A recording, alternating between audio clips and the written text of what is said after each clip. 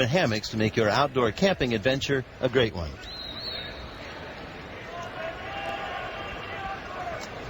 Jose Bautista hitting just .230, has 7 home runs, driven in 15. Fastball, that's in there for a strike, and Jack, this does not look like a pitcher who's 1-3 with an ERA of 5.24. No, for whatever reason, they don't have the pitch indicator for velocity up and running on the scoreboard, so we really don't know where he's at there. Jose fouls one off. And they got it on our monitors. He's throwing in the mid-90s, but yeah, he's coming right at the guys, and, you know, that's the David Price that everybody knows. He's not going to mess around. He's going to try to throw strikes.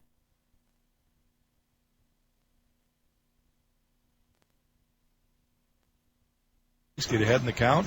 Challenge guys. He's got electrifying stuff, and when he's on, he's a tough one. Price started his career against the Blue Jays with 8 wins in his first 9 starts, pitching to an ERA of 2.29.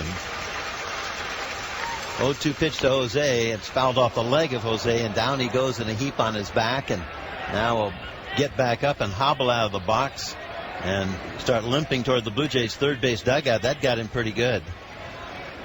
I think it's back-to-back foul balls off his foot or ankle. Yeah, he's in pain. He's hobbling along. Right off the inside of his ankle. Yeah, right on the bone. Left foot, right above that bone. You're right. Oh, that's smart. A lot of guys will wear that shin guard right there to protect that for that very same reason. Jose with a little attention here from the trainer, Mike Frostad.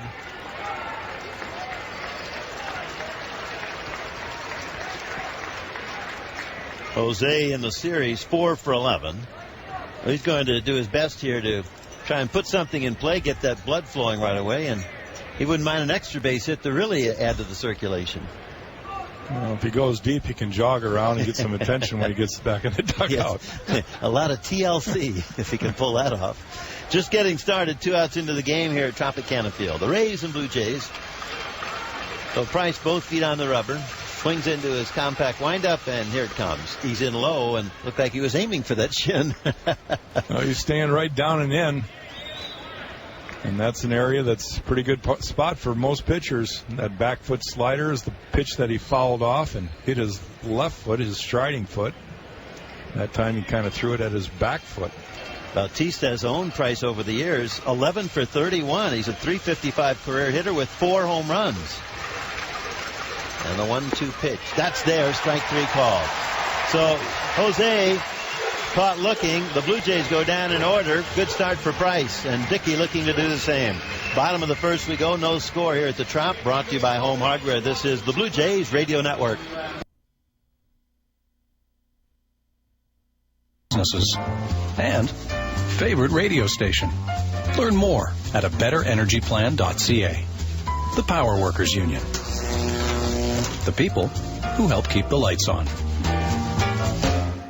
Can't get enough of your Toronto Blue Jays. Home run, Jose Bautista. Check them out online at MLB.com and keep listening to the games on the Blue Jays Radio Network.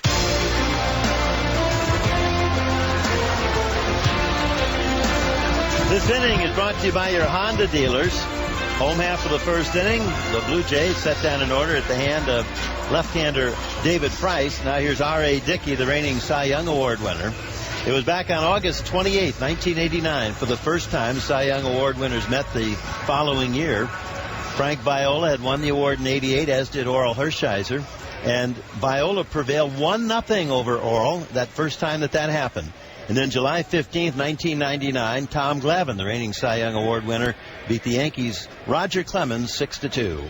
And now tonight, third time. Dickey with a knuckler in there for a strike to the right-handed hitting leadoff man for the Rays, Desmond Jennings. Jennings has had a pretty good series, 4 for 13. He scored 4 runs. Swing and a miss on a 76-mile-an-hour knuckler that tailed right away from Jennings. Dickey has that ball on the mound. He's ready to go. One of the quickest workers in the game. He and Mark Burley, the 2 quickest last year in the major leagues. Pitch. Hopped up to right field. That's hit fairly well, but playable. Back goes Bautista running into the corner. Makes a basket catch. Had a long way to go, but had it all the way. One down. Yeah, I just kind of wonder if that ankle's still barking a little bit for Jose. He kind of just glided over to that ball instead of running to the spot and waiting for it, and had to catch the ball, like you say, like a basket catch. Kelly Johnson up here, left-handed hitter. Kelly swings, lines one to right field, hooking down the line, hooking fair. That's a base hit. Hits the top of the fence, taken by Bautista. Throws it back to second on the fly, but in standing up with a double is Johnson.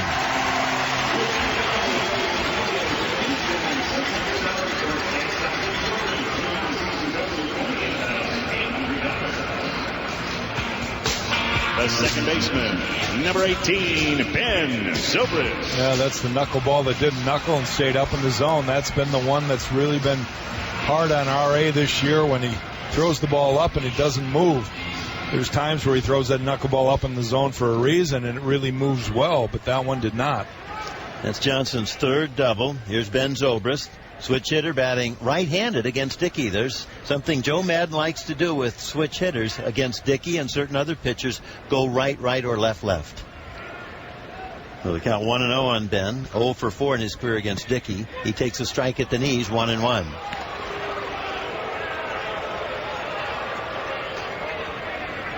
Always remember the great Roberto Alomar against Jim Abbott, who had that great cutter, left-handed. And Roberto would bat left-handed to counter that cutter coming in on his hands. It pitches inside.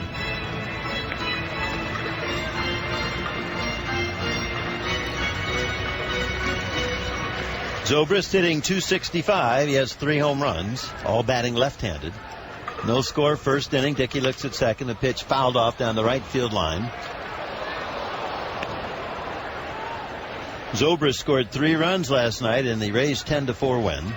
The Blue Jays, as we said in our opening, trying to win their first series here since April of 2007. They're up 2-1. 2-2 pitch. Swing and a miss. He struck him out. Now there's a 77-mile-an-hour knuckleball. And yet Dickey can throw much harder than that. Had a great visit with the 2 radio broadcasters for the Rays here. And they were talking about the one hitter that Dickey threw here last June 13th right here at Tropicana Field. He won 9-1. He gave up 1 unearned run. He struck out 12. They said his knuckleball was 82, 83, 84 miles an hour. And we haven't seen that this year, but maybe a testament to the back tightness, the neck tightness that he's gone through here lately. Evan Longoria takes outside. Well, I got a little insight on that today. I guess that RA's stiffness in his shoulder and back are right where his shoulder blade meets the back, the part that actually rotates is near the spine area. Longoria loops it foul, first base side. And he was telling one of the guys that I was listening to that he gets tight in there and he feels like he can't extend. And every time he throws it hard, where he's trying to throw his harder knuckleball, he feels it grabbing. He said it's getting better all the time, and maybe he's free of that now. Well, we'll see. The 1-1 pitch is low. But for the most part this year, Jack, we've seen 76, 75, 75-mile-an-hour knuckleballs. And he's got a harder one than that. He just hasn't been able to let go because of that tightness in his back. It's understandable, Jer. It is, and we'll see what he's got here. He's 20 wins last year. There's a swing and a miss. A knuckler up in the zone, 2 balls and 2 strikes. Tom Foley coaching at third, George Hendrick down at first. Had a lot of fun with Tom today outside the Rays clubhouse when we came in together. Longtime coach, most senior third base coach in the American League. Ball drilled to center field. Backcourt, Colby Rasmus running. It's over his head off the wall. Rasmus takes the carom. Coming in to score Johnson on a double with 2 outs by Longoria. Tampa Bay goes out in front 1-0.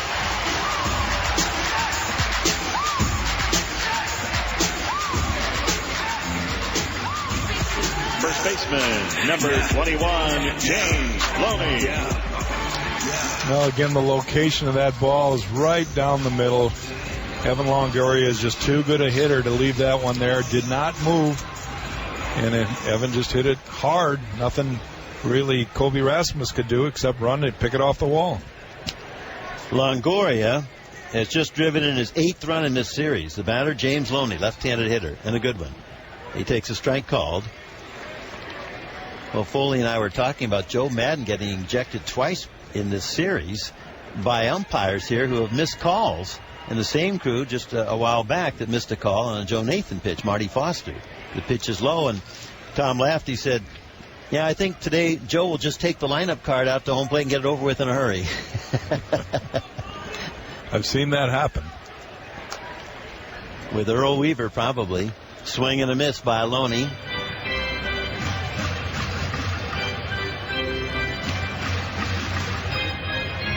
Loney hitting .385. So with one out, Kelly Johnson doubles. With 2 outs, Longoria doubles him home. Here's R.A.'s pitch outside.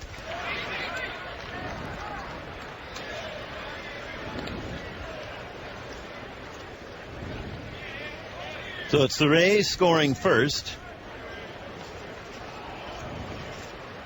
They've done that once in a series. That was the 7 runs they scored Monday in the 3rd inning to go up 7-0. They lost 8-7. Blue Jays have scored first in the last 2 games, winning one and losing the other. The stretch. And the 2-2 pitch. Knuckler is low. Backhanded nicely by Blanco. Brett Lawry's at third. Meiser is Turris at short tonight. Mark DeRosa gets another start at second with Edwin Encarnacion at first. Rajay Davis in left, Colby Rasmussen center, Jose Bautista in right. The 3-2 pitch to Loney is low, ball 4.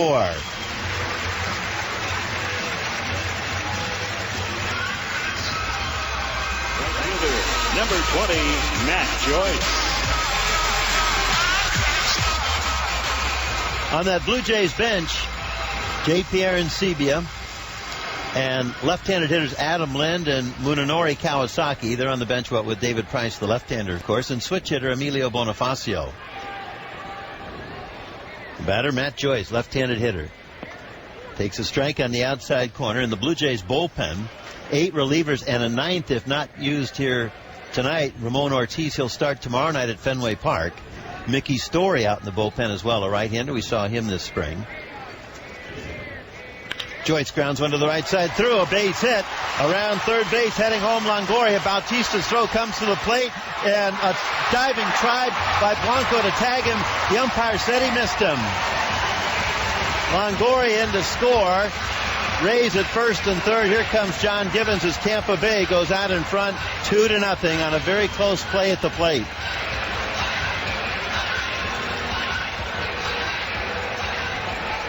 The throw was up the third base side, so Blanco had to leave the plate and go get it. And as he caught it, he just whirled his body and tried to tag Longoria going by. And the question is, did he pull it off? He thought so, as Bautista threw it on the line and looked like he might have tagged him up in the leg.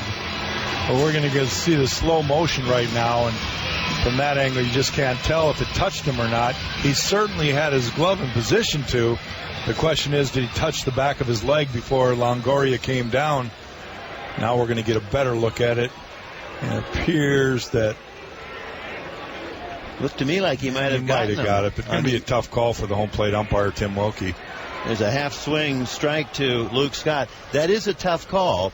And I think when Blanco reached out there and caught the inside of the right leg, in his mind anyway, he felt the contact and the play made. A great throw by Bautista came in low and right to the glove of Blanco. Line drive up the middle, backhanded at second beautifully by DeRosa. Turn throw to first, got him with a terrific play to end the inning.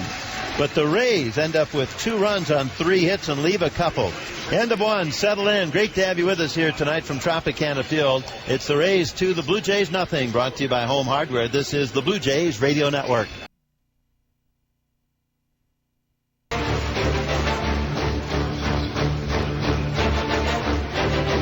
Second inning here at Tropicana Field. Blue Jays down 2-0. David Price had a 1-2-3 first, so he gets the middle of the order here in the second. Edwin Encarnacion, Mark DeRosa, who just made a pretty play out at second base, and Brett Lawrie. Edwin in his career just 6 for 27 against the product of Vanderbilt University, David Price. That makes him a lifetime .222 hitter. Edwin takes strike one called, up here hitting .227. 10 home runs, That leads the Blue Jays. He's driven in 24, the RBI leader as well. He and Mark Reynolds with Cleveland tied for the American League lead in home runs with 10. And the pitch hit him. Ball came right in, hit the foot of Encarnacion, and he'll jog on down to first base. Now the 3 and 4 hitters have both been maimed. One, Jose did it with a swing, fouling one down on the inside of his left ankle, and now Price here gets Encarnacion an inning later. Yeah, I think his game plan has come down and in against these guys. That one ran in just a little too much and kind of glanced off his Edwin's shin. Hopefully he's all right. Yeah, a little painful right there. For Price, just the second man he's hit in 45 innings. Mark DeRosa, the batter. Out of the stretch. Pitches outside, ball 1. DeRosa last 4 games, 5 for 11 with a couple of home runs, hitting .455. The Rays lead at 2-0. We're just in the second inning. Price looks right at Edwin at first. Held on by Loney, a toss over. Mike, what else is up on that Sportsnet out-of-town scoreboard? Brought to you by StubHub. Well, it's a relatively light Thursday night across the Major Leagues of Baseball. We have a few games going on right now, including interleaguically. The Yankees leading Colorado 3-1 in the top of the 8th. They waited through almost a 2.5-hour rain delay. Price to DeRosa. Foul, lifted down the right field side, well back out of play. Robinson Cano has his 1,500th career hit in this game, and then after that, he hit his 9th home run of the season to help the Yankees to the lead. The Orioles and Royals trying to... but waiting out the rains right now at Oriole Park at Camden Yards. It's a rainy night in Boston, but they're playing. Twins and Red Sox, 0-0. Bottom of the second. Minnesota looking for the sweep. Price is set. Nobody out here. Second inning. Off-speed strike on the outside corner. 1 ball and 2 strikes. This afternoon, the Indians swept away the Oakland A's with a 9-2 win at the Prague. Mark Reynolds with his league-leading 11th home run of the season. Nick Swisher and Jason Kipnis also went deep. And Scott Kazmir, 6 innings and 10 strikeouts without a walk. Longoria backed up, guarding the third base line. DeRosa will use the whole field. He waits the 1-2 delivery, hits one wide of third. Diving stop by Longoria. Get up, one play, that's the first. Got him with a terrific play up to second, Edwin. And it's hard to hit a ball, Jack, by that Gold Glove winning third baseman. I was talking to Joe Madden before the game. He was addressing the media, and they were asking him about Longoria and his range, and he said, he gets the ball to the right of him with the best of them. He can go to his right. In other words, the third base line. And he says, when I see him be able to stretch out to his left and do it fluidly, then I'll realize that he's back 100%. And you just saw it right there. I'm sure that Joe's proud of that play. Got a big, tall build, strong prototype build for a third baseman. He can hit. Longoria's already double homer run here tonight. 8 RBIs. 7 for 13. He can swing the bat. He's got power, and he can play third. Brett Laurie up. Hits a ground ball up the middle, bouncing through into center field, a base hit. Here comes Edwin, and there is no throw from Desmond Jennings as Edwin scores standing up. The Blue Jays are in flight, trailing the Rays 2-1. Brett Laurie with a base hit up the middle. Center fielder, number 28, Colby Rasmus. Well, Brett Laurie has been working his tail off pregame the last couple days.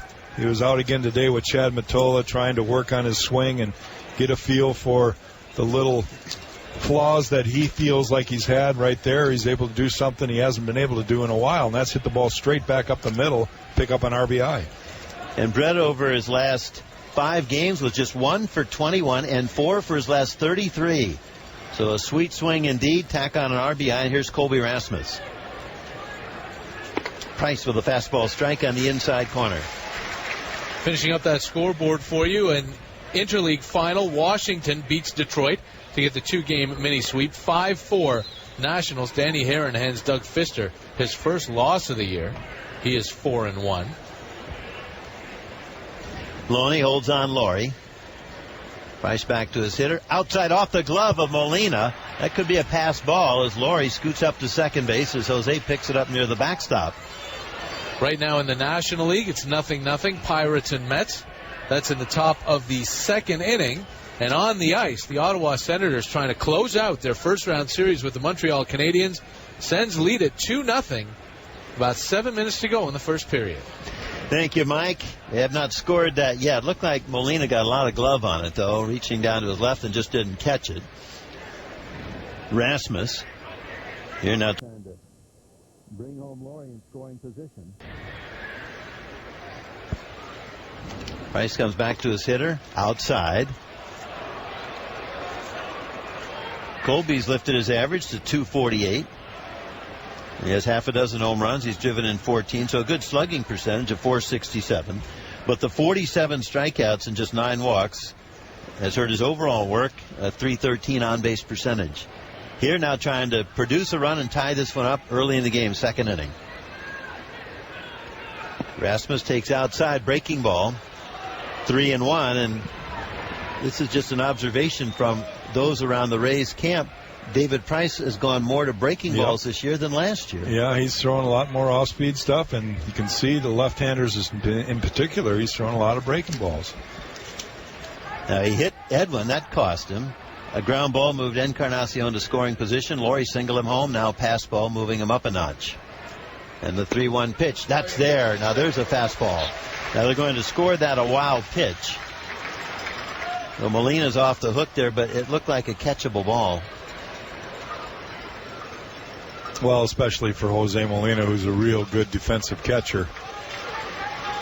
But the ball was in the middle of the other batter's box, so I guess they can rule it either way, really.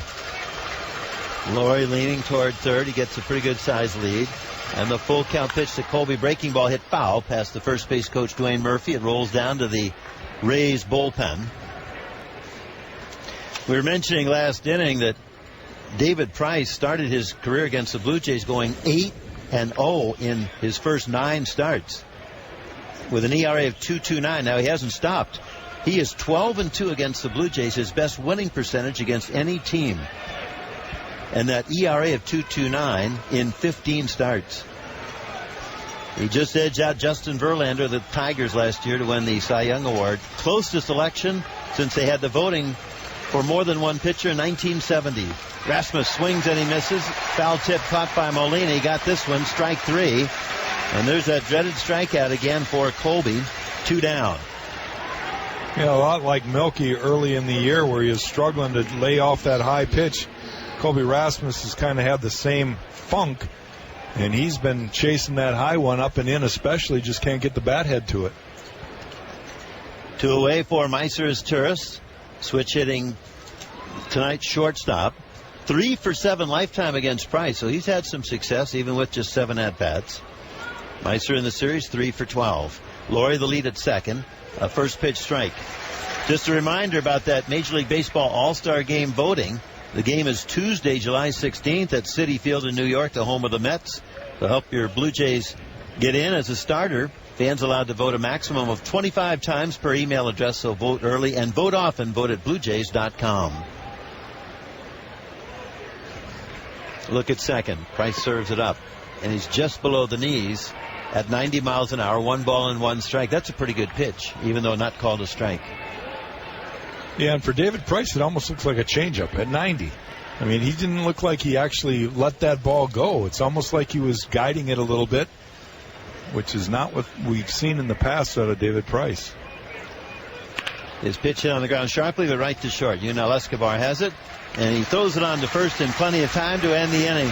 But the Blue Jays on the board, and through 1.5, they trail the Rays 2-1. Brought to you by Home Hardware. This is the Blue Jays Radio Network.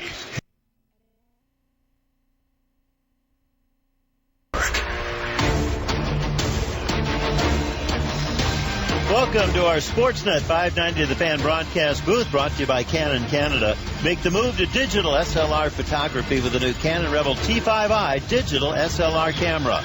It's the perfect camera for everything from pro sports to your kids' sports. So visit canon.ca/features to learn more about the Rebel T5i and all of the other game-changing DSLRs from Canon. Rays 2, Blue Jays 1 here in the bottom of the second inning. The Cy Young Award winners from a year ago have been nicked and bruised a little bit. In fact, R.A. Dickey faced 7 men in the first inning, gave up 2 runs on 3 hits. So here's the 8th hitter, Jose Molina. Right-handed hitter, open stance, takes the first pitch in for a strike. And if the knuckleball last year here, when he threw his one-hitter as part of back-to-back one-hitters on his way to winning the Cy Young Award, any indication it's 10 miles off where he was last year, throwing at 83 and tonight 73 on that first pitch. The second pitch is rolled on the ground weakly to second. DeRosa takes his time, and so does Molina going down to first. 1 down. Number 11, Yunel Escobar. I guess if ever you could take some time when you're an infielder, it's when Jose Molina's at the plate. They don't have to worry about his speed. No, they do not. When he puts the ball on the ground, your chances are very good to get an out, and sometimes 2. So a good start for Dickey. Here's the 9th hitter, Yunel Escobar. Now Escobar hitting 177. His last 23 games, a 179 average with 12 strikeouts. So he's trying to find himself. It's a foul down the right-hand side, strike 1. And now that's a 74-mile-an-hour knuckleball, and you're late on it, hitting it down the right field side. Well, sometimes that's not bad for a hitter to let it get deeper in, see how much movement it's going to have. A bunt, and it's foul back to the screen by Escobar, 0-2. That's not a good position to be in, 0-2 with a knuckleball guy. Most hitters try to make contact with that first pitch strike on the second pitch so that they don't have to go 0-2 on them. It's awful hard to hit a knuckleball for one pitch. Strike 2 pitch. Knuckler hit on the ground right to third. Nicely gloved by Laurie. Snap of the wrist, the throw to first. 2 down. Center fielder, Desmond Jennings. Tomorrow night, the Blue Jays are in Boston, Mass. They take on the Red Sox at Fenway Park. We're on here at 7 o'clock Eastern, 7:10 first pitch. John Lester, 4-0 for the Sox. His ERA 3.3. Ramon Ortiz, who's sitting out in the bullpen down the left field line as an insurance policy, just in case something might happen early here to Dickey, is going to start that one for the Blue Jays. Blue Jays have seen him before this year coming up from Buffalo. First pitch, strike called to the leadoff man, Desmond Jennings. Rays 2, Blue Jays 1. Here in the second, there's a ground ball up the middle. That's through into center field, a base hit. And Dickey now got to concern himself with some speed down there at first base and 5 stolen bases. Left fielder, Kelly Johnson. One thing about Desmond Jennings, and it's just not because of what happened with Jay Happ on the mound the other day, but he does shoot the ball up the middle a lot. A lot of his hits are straight up the middle. That's his 5th hit here in the series. He draws a throw at first and very close as Edmund put the tag on. Dickey has a good move. Yeah, he does. For a right-handed pitcher, he's got very quick feet. And you need that if you're going to pick off guys as a right-hander. Kelly Johnson up, doubled and scored in the 2-run first. We're in the second. Dickey set. Slide steps, deals a foul at the plate, it looked like. Strike 1. That fouled off Johnson's bat and caught Henry Blanco somewhere on the right arm. He's going to just have to shake that off. Henry says that's nothing. It's usually a knuckleball that hits my right arm. Not a foul ball. Throw to first, diving back in again is Jennings. So Dickey's a quick worker. He has got a quick move to first, and he's quick to the plate. Very tough to steal against. The stretch. Johnson takes low and outside, a ball and a strike. In the bottom of the first inning, after David Price set down the Blue Jays in order with 1 out, Johnson doubled. And after Ben Zober struck out, Evan Longoria doubled off the center field fence. That cashed in Johnson. And a walk later, Matt Joyce singled to right. And Longoria just beat the throw from Bautista to make it 2-0. Then Brett Laurie's single home run in the top of the second. Throw to first. Out at first base is Jennings. This time Dickey picked him off. The inning is over, and in essence, it turns out to be a 1-2-3 frame. End of 2, still Rays 2, Blue Jays 1, brought to you by Home Hardware. This is the Blue Jays Radio Network.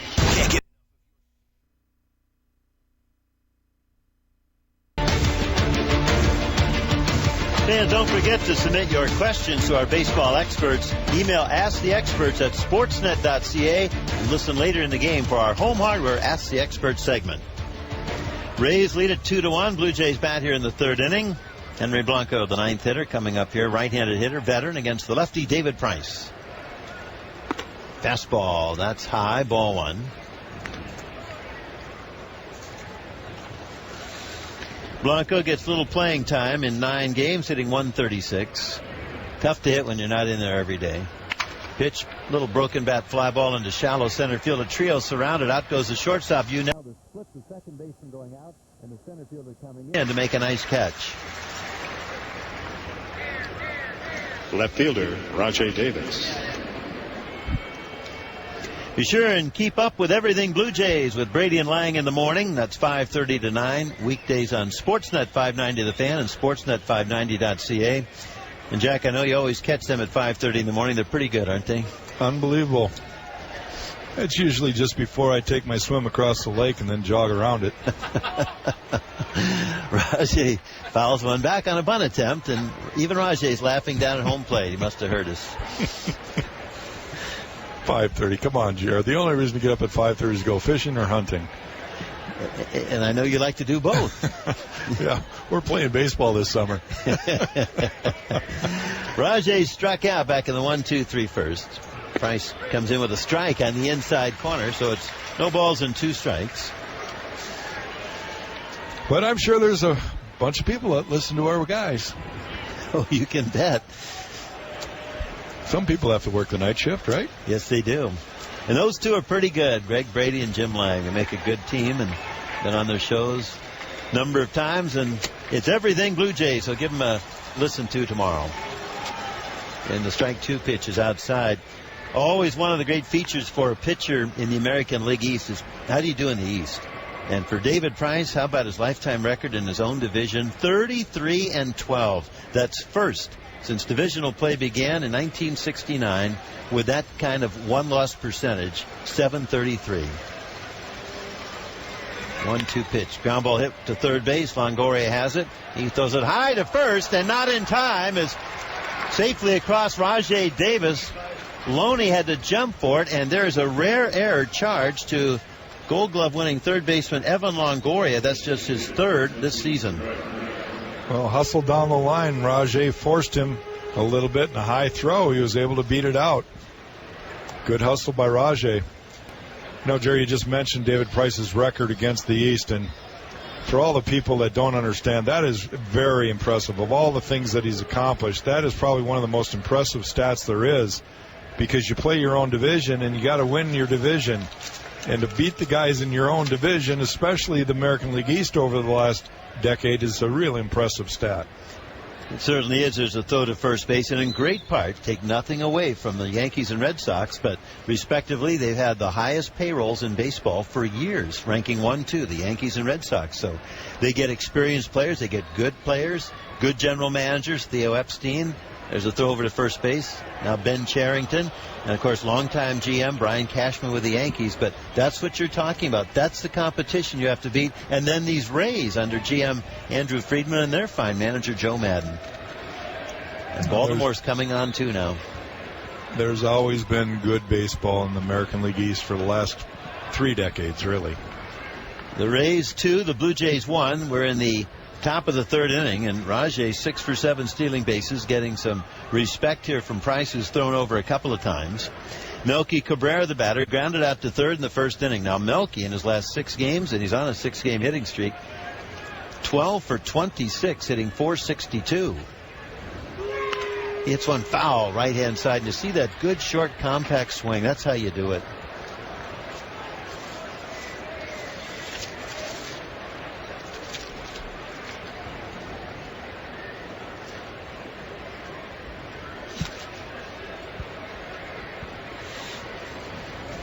Rays looking for a double play ground ball. Rajay reaches on the air. Hands on his knees, has the lead. And he draws a throw. Now Rajay will burst out of the gate any time. He's got such a good, quick first step. Ricky Henderson had the best first step and a half in the game. And Rajay's first step is pretty good, too. On deck, Jose Bautista. Price drops the glove at the waist.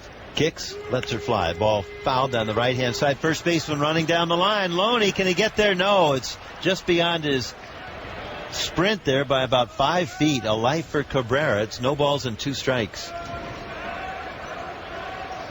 Now, that was a good changeup there at 83 from Price. So, again, an off-speed pitch. And the fastball tonight, though, has been 93, but that's been his average, whereas last year it was 96. There's your difference.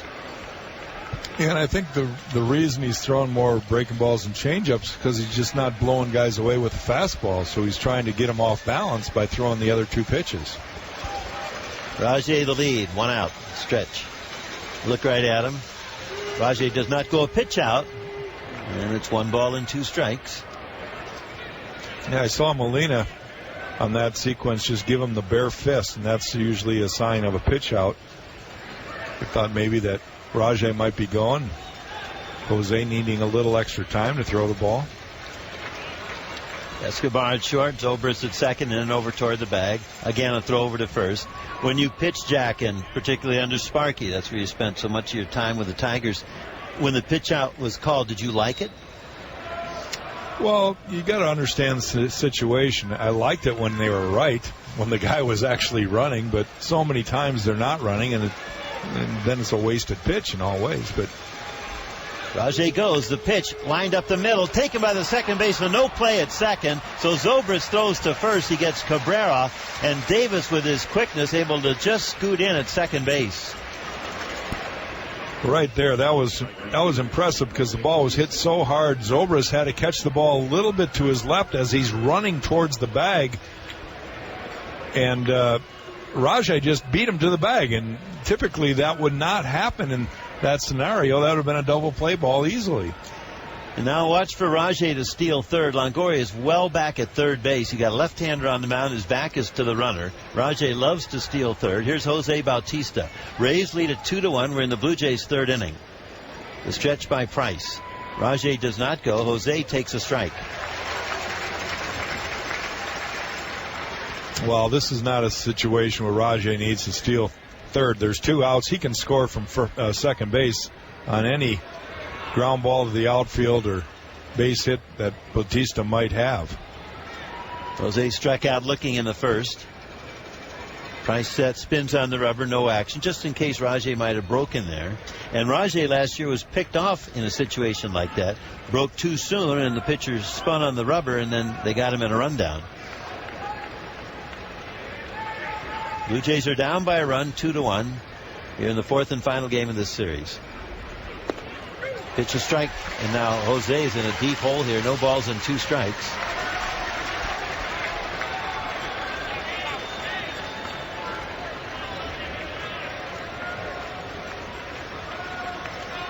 Bautista looking to knock in a run. Blue Jays need his bat. He's driven in 15.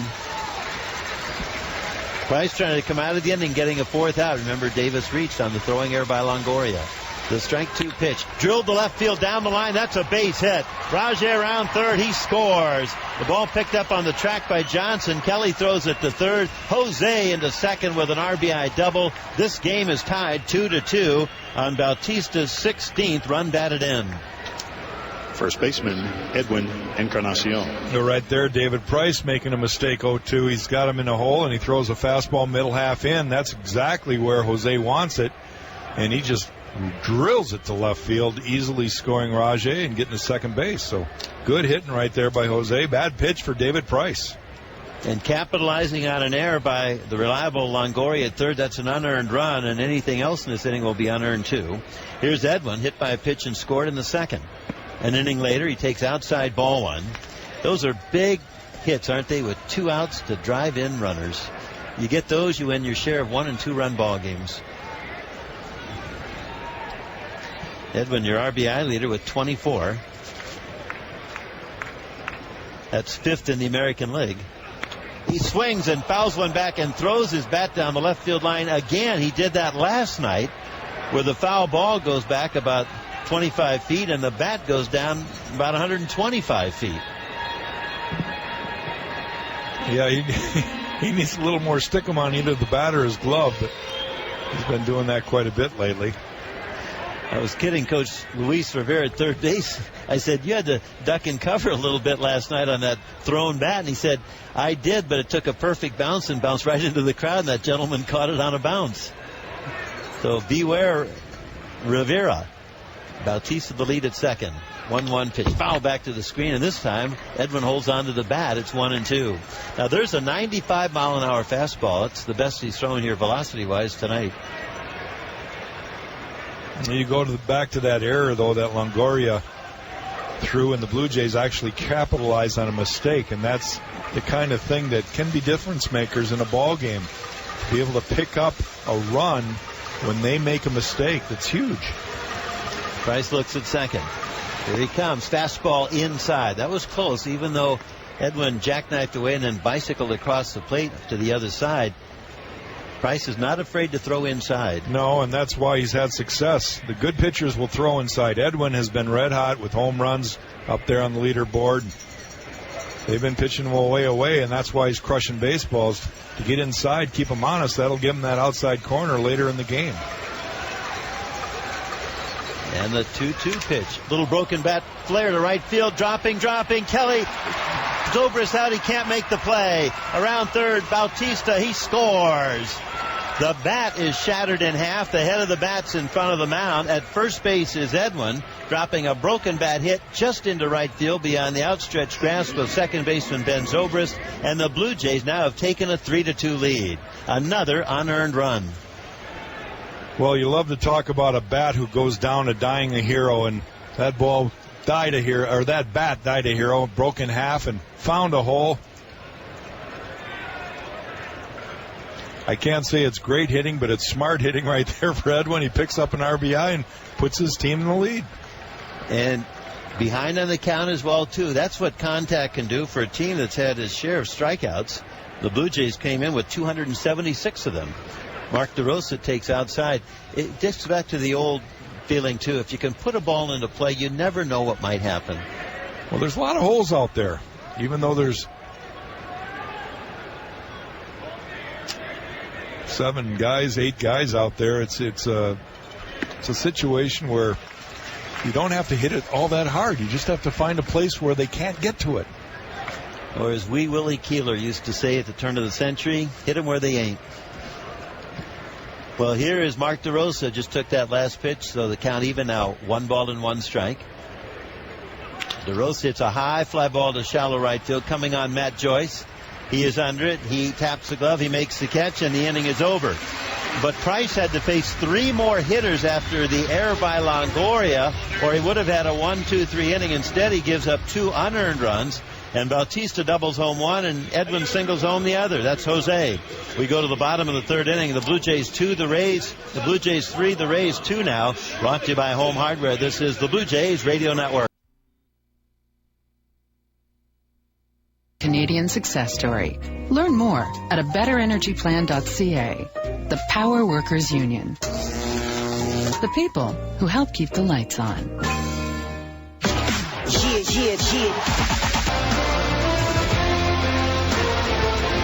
Fans, be sure and stay tuned after the game for tonight's game-changing moment. Presented by Mike's Hard Lemonade. Change the game with Mike's. Well, the Blue Jays have changed the game after an inning trailing the Rays 2-0. They've rallied for 3, and as we go to the bottom of the third, lead the Rays and David Price 3-2. Kelly Johnson up. He was standing to play last inning when Dickey picked off Desmond Jennings at first base to end the inning. There's a looping foul off to the left-hand side, strike 1. Kelly doubled and scored back in the first inning. With 2 down, Evan Longoria doubled Johnson home for a run, and then a walk later, Matt Joyce single home Longoria. Swing and a miss by Johnson. No balls and 2 strikes. Then the Blue Jays tried to climb back in. Brett Morey single home Edwin in the second inning, and now a 2-run top of the third for the lead. Johnson takes outside. And what an error can do, Bautista capitalizing as Rajay reached on Longoria's error. He drove home Rajay with a double, and then Edwin singled home Bautista with a broken bat hit to right. Johnson fouls one down the right side. Yeah, he's had quite a series, quite honestly, Jerry. His first game, he had 3 hits. He had 3 hits last night, almost hit for the cycle, but we couldn't get him to get a triple. So he's been swinging the bat well for the Rays as of late. And Dickey swings into his windup. And here he comes, little dribbler up along third, foul.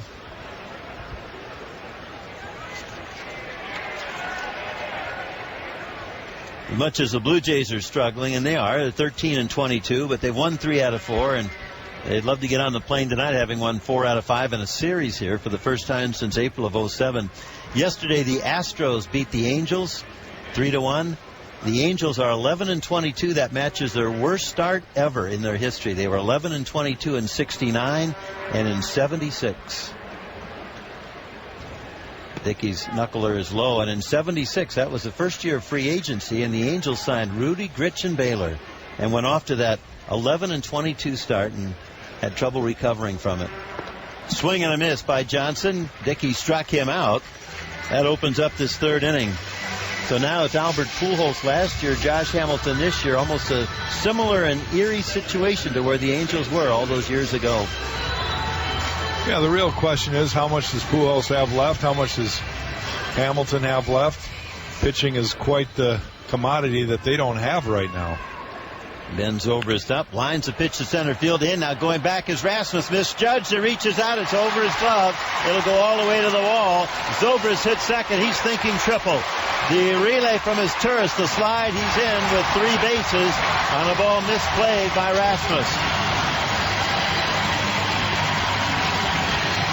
Yeah, and the bad thing right there is that it's going to go in the books as a triple.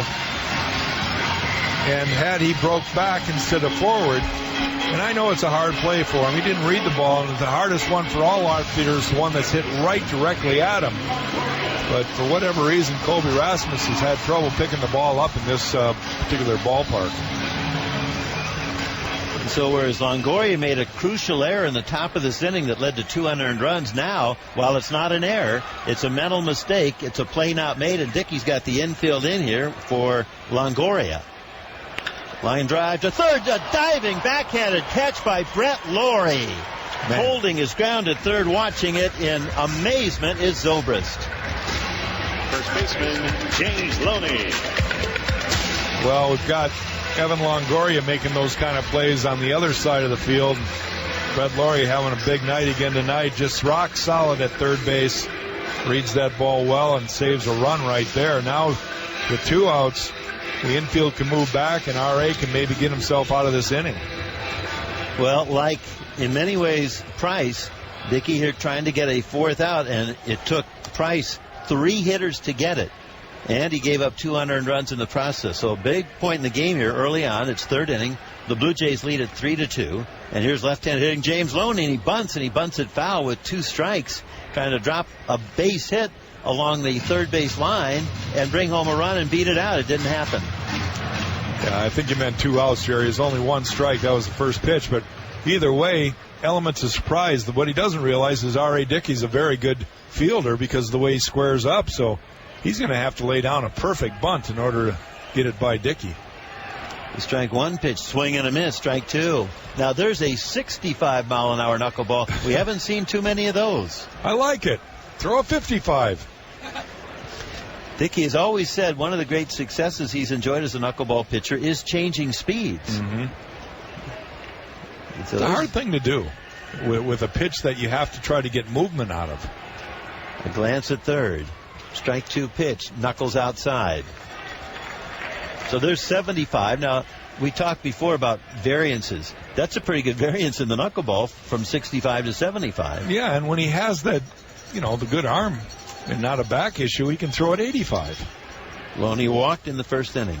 He takes up and in off the glove of Blanco, and the ball to the backstop. Coming in to slide and score without a throw is Zobrist, and the game is tied 3-3.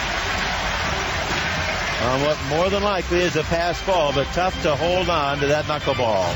Even a veteran like Henry Blanco. The official score here initially is going to score that a wild pitch. Not sure about that. I'm sure that'll be changed and will make it an unearned run because a pass ball is different the way it's ruled than a wild pitch. Wild pitch is not considered, or it's considered an earned run. That's right. The ball fouled off third base side. And for me, Jack, you saw the replay, and I think Blanco would agree. That's a pass ball. He should have caught that. It wasn't. Correction, pass ball. Yeah, they just changed it. So that's the right official scoring. And right now, unless Loney gets hit, that's an unearned run. But if he gets hit, it becomes an earned run. He swings and fouls one back. And we say very casually a knuckleball that should have been caught. Well, let's rephrase that. All knuckleballs are very difficult to catch, and they not all should be caught. If you get most of them, you've done a pretty good job. And that's whether it's Blanco or Josh Tolley, Mike Nickius, doesn't matter. Dickey is low, 3 balls and 2 strikes. Ari just needs to come back here and throw a strike. And the motion. Full count pitch, swing and a miss, chased a knuckleball up in the strike zone, and the inning is over. But both teams receipt for unearned runs. The Blue Jays 2, and now the Rays get one of those back. At the end of 3, 3 is the number that both teams have. It's tied up, brought to you by Home Hardware. This is the Blue Jays Radio Network. I'm Andrew Nye. This inning is brought to you by your Honda dealers. Top of the 4th. The Blue Jays 3 runs, 3 hits, no errors, 2 left. The Rays 3 runs, 5 hits, 1 error, and 2 left. David Price here to face Brett Laurie. Made a great diving catch to rob Evan Longoria of a base hit to drive in a run. There's a strike called to him. When you talk about the last 6 seasons in the American League and RBIs against the Blue Jays, Longoria leads the way with 61. There's a ground ball pull foul, third base side. Big Papi. Seems like David Ortiz drives in runs every time he plays the Blue Jays, and for the most part, he does. Over the last 6 seasons, he's right behind Longoria, 61 RBIs, 52 of his own. And the Blue Jays will see him tomorrow night at Fenway. Laurie fouls one hard down the right field side into the crowd. Still 0-2. Did you have a nemesis like that, Jack, who seemingly drove in a lot of runs against you? Oh, there's a lot of guys that are great hitters. You know, Jerry, you just realize, I think the older you get in the game, you realize the guys that have done well against you. You try to avoid pitching to them. You hope that there's situations where you can pick a pitch around them with runners on base. And sometimes you have to throw to them and pitch to them, but that's the way the game's played. Brett takes it outside, 1-2, opening up this 4th inning. The pitch on the way, swing and a miss, strike 3. A high hard one at 94.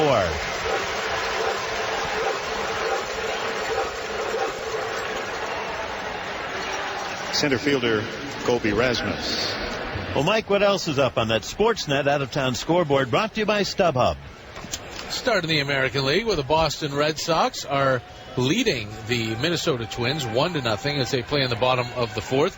An RBI single by Dustin Pedroia. Red Sox looking for the split of the 4-game series. Rasmus, who struck out his first time, takes outside. Baltimore up 1-0 on Kansas City in the bottom of the 3rd.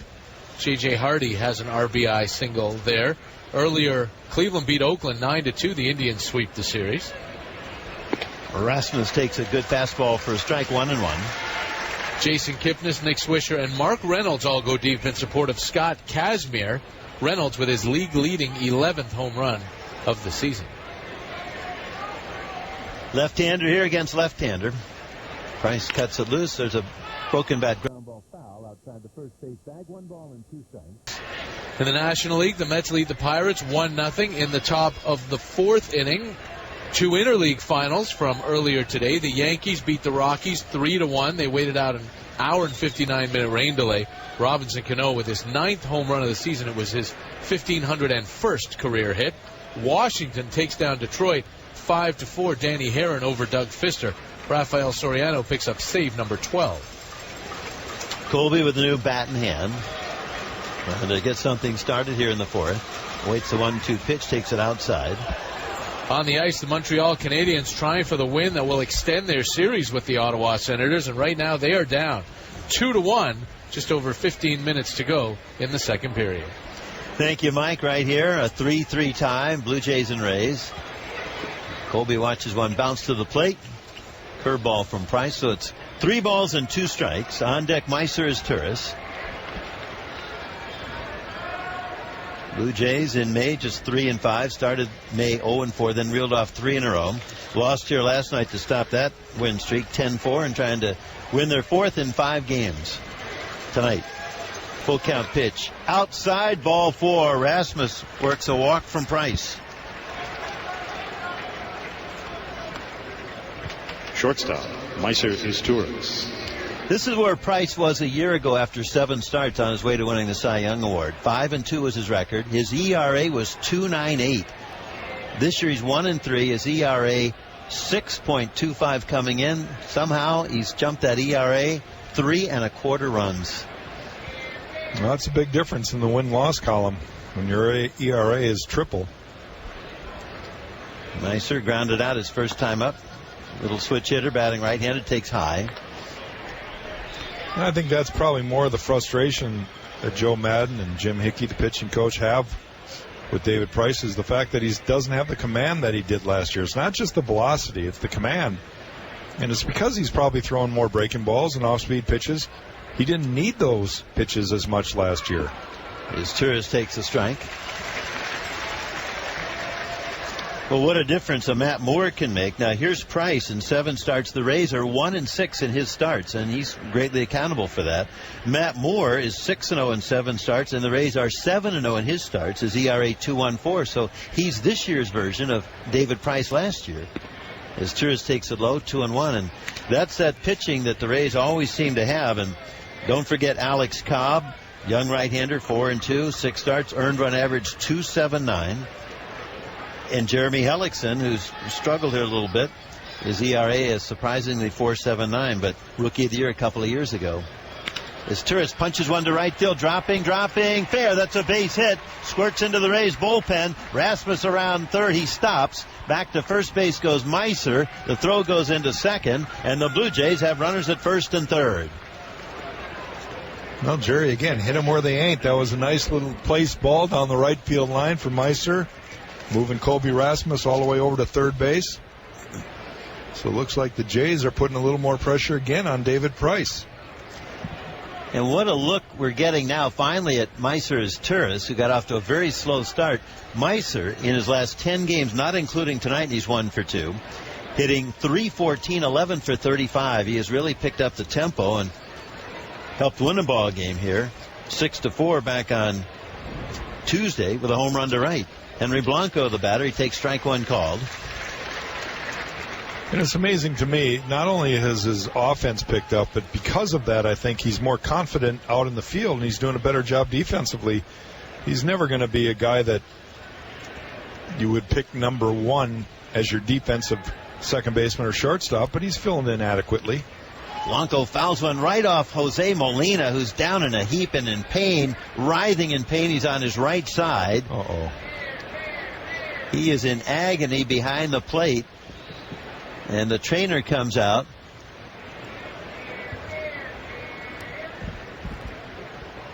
So again, a silent crowd here. That happened, of course, with Jay Happ's injury. And now Jose Molina went down in a heap right behind home plate and is having trouble just even turning around. He's still on his right side, grimacing and trying to push himself up into a seated position. That pitch came in, and it hit him right on the inside of the right knee, even with those shin guards on. Well, he doesn't square up his legs to the pitcher sometimes. He'll rotate. He had his right knee open a little bit. The ball fouled off and did not catch the shin guard, and I can't even imagine how painful that must feel. He's almost in tears down there. Well, the pitch came in, and Blanco, he took a look at it and gave it a pretty good swing and fouled it right over the glove of Molina. Just a slight foul, so the speed of the ball wasn't altered too much, and there was no glove to help stop that. And Jose just crumpled at the plate. Now he's starting to get up ever so slightly and trying to do a deep knee bend to work it out. Well, he's unstrapped the upper part of his shin guard just so he can take a couple deep knee bends and move his right knee around. It's one of the great stories in baseball, the Molina family, 3 boys. And, of course, Benji going to hang in there here in the top of the the fourth inning. Nice appreciative applause. This game is tied 3-3. The Rays with 2 in the first. And then Brett Laurie single homer run in the second. And in the third, Jose Bautista double home Rajay Davison home on Edwin Encarnacion single to right. Then the Rays tied it in the bottom of the third inning as Ben Zobrist tripled on a ball misread by center fielder Colby Rasmussen home on a pass ball. We're in the fourth, runners at first and third. Blanco hits a little ground ball foul up along third to coach Luis Rivera. And count no balls and 2 strikes. Henry popped up into shallow center field back in the third inning. Now this is a key moment in the game. Anytime you can get that runner home from third with less than 2 outs, you're doing yourself a favor. Here, Blue Jays trying to do that with the infield back. Blanco trying to make contact against a very noted strikeout pitcher. Price serves it up. The runner goes, swing and a miss. Throw through, the slide, the tag, double play as his Turris is cut down by an injured Jose Molina. So strike him out, throw him out, double play leaves Rasmus at third. We go to the bottom of the fourth inning. The game remains the Blue Jays 3, the Rays 3. Brought to you by Home Hardware. This is the Blue Jays Radio Network.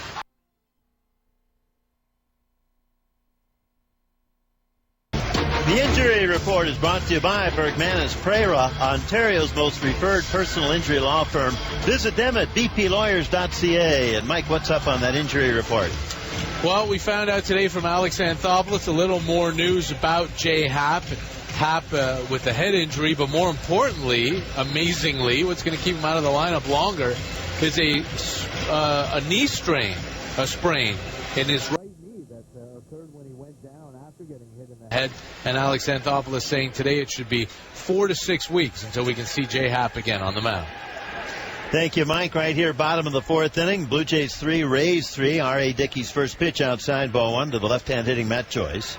Joyce singled to right to drive in a run and cap a 2-run first inning. He swings, grounds one to first base, scooped up nicely by Edwin. Good footwork, good hands, good soft hands. He makes the play unassisted. Those are baseball terms, and Edwin fits it beautifully down there at first base. Well, 1 pitch out right there, and that's what R.A. needs right now. Get the boys back in the dugout. David Price has struggled a little bit. We've had scoring opportunities the Jays have had, and that's the job for R.A. right now, is get them back in the dugout. Luke Scott up, another left-handed hitter. He takes it high, ball 1. Scott shot a ground ball up the middle, backhanded beautifully by second baseman Mark DeRosa, who threw Scott out to leave 2 men on to close that 2-run first. Pitch is outside. After this road trip, and next up Fenway Park tomorrow night, we're on there at 7 o'clock Eastern. Ramon Ortiz looks like now he's going to make that start. Dickey doing pretty well here against John Lester. We're on the air at 7. Pitches inside. Day games Saturday and Sunday at Fenway Park. 1:35 starts. We're on the air at 1. Monday's an off day, and then the World Series champion San Francisco Giants come in for 2 night games Tuesday and Wednesday. Come on out for those. Bruce Bochy, one of the game's best managers. 3-0 pitch, a strike. There's a name that I don't think fans really appreciate how good he is. Bruce Bochy with San Diego, took them to the World Series in '84 and has won 2 World Series with the Giants in the last 4 years. 4 seasons. The pitch is foul back. Do you know Bruce at all? Well, through MLB.com and following the postseason last year, I got to listen in on some of his press conferences and just his mannerisms and how he goes about with that ball club. And I think he's done a remarkable job because they've all bought into the team concept, and that's why they're world champions. Dickey back 3-2 to Scott, swinging a foul back left-hand side. I've often said that it's not the manager, it's the general manager when you talk about teams. And Kevin Towers was there 12 years with Bochy, and oftentimes the fans would say, get rid of Bochy. And he said, nope, it's not Bochy, it's me. Let me get the players for him. They went from the World Series to last, to winning the division, to the middle of the pack, everywhere along the spectrum. Dickey is inside, ball 4. 12 years there. Great run. Then he goes to San Francisco. Another fine GM out there, Brian Sabian. He has players pitching, and he brings that team concept, Jack, as you talk about, and he's won 2 World Series. That's a pretty good run. Now he's in his 19th year as a manager with 2 teams. One thing about Bruce Bochy that I didn't know as Jose Molina comes to play, is that he's a big man. I never realized how big he was until you stand next to him. He's 6'4". got paws about the size of two people's hands. Well, I'm looking forward to meeting him myself. I know a lot about him. I've never met him. Jose Molina takes inside ball one here in this bottom of the fourth inning. The Blue Jays and Rays are tied at 3. Molina just finished a strike him out, throw him out double play to end the top of this fourth inning. And now at the plate here, 0 for 1. He grounded out to second. Luke Scott at first base. Dickey holds him on. Knuckler in there for a strike, 1-1. So that's the Bruce Bochy-led Giants in next Tuesday and Wednesday nights at the Rogers Center. Give the Blue Jays a call. Tickets available at BlueJays.com or stop by most Rogers Plus locations. Laurie backed up at third. Dickey to his hitter. Strike 2 called. So Dickey's had 1 ball and 2 strikes. And Molina jawing with the plate umpire Tim Welke, who's in his 30th year as a Major League umpire. Edwin holds on the runner. Scott. Dickey's pitch. High.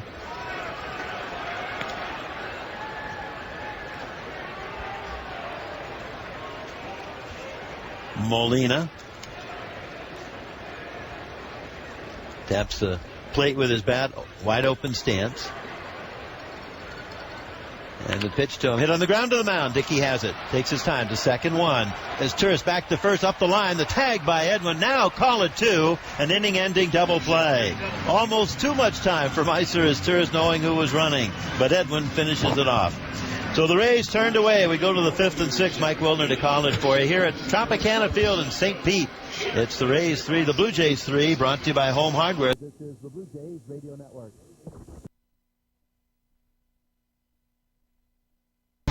Double plays are a pitcher's best friend, and Schneider's and Bellagio are your taste buds' best friends. Savor the dog days of summer with Schneider's hot dogs or sausages served on fresh Bellagio buns at the ballpark or on your barbecue. Make the most of your summer.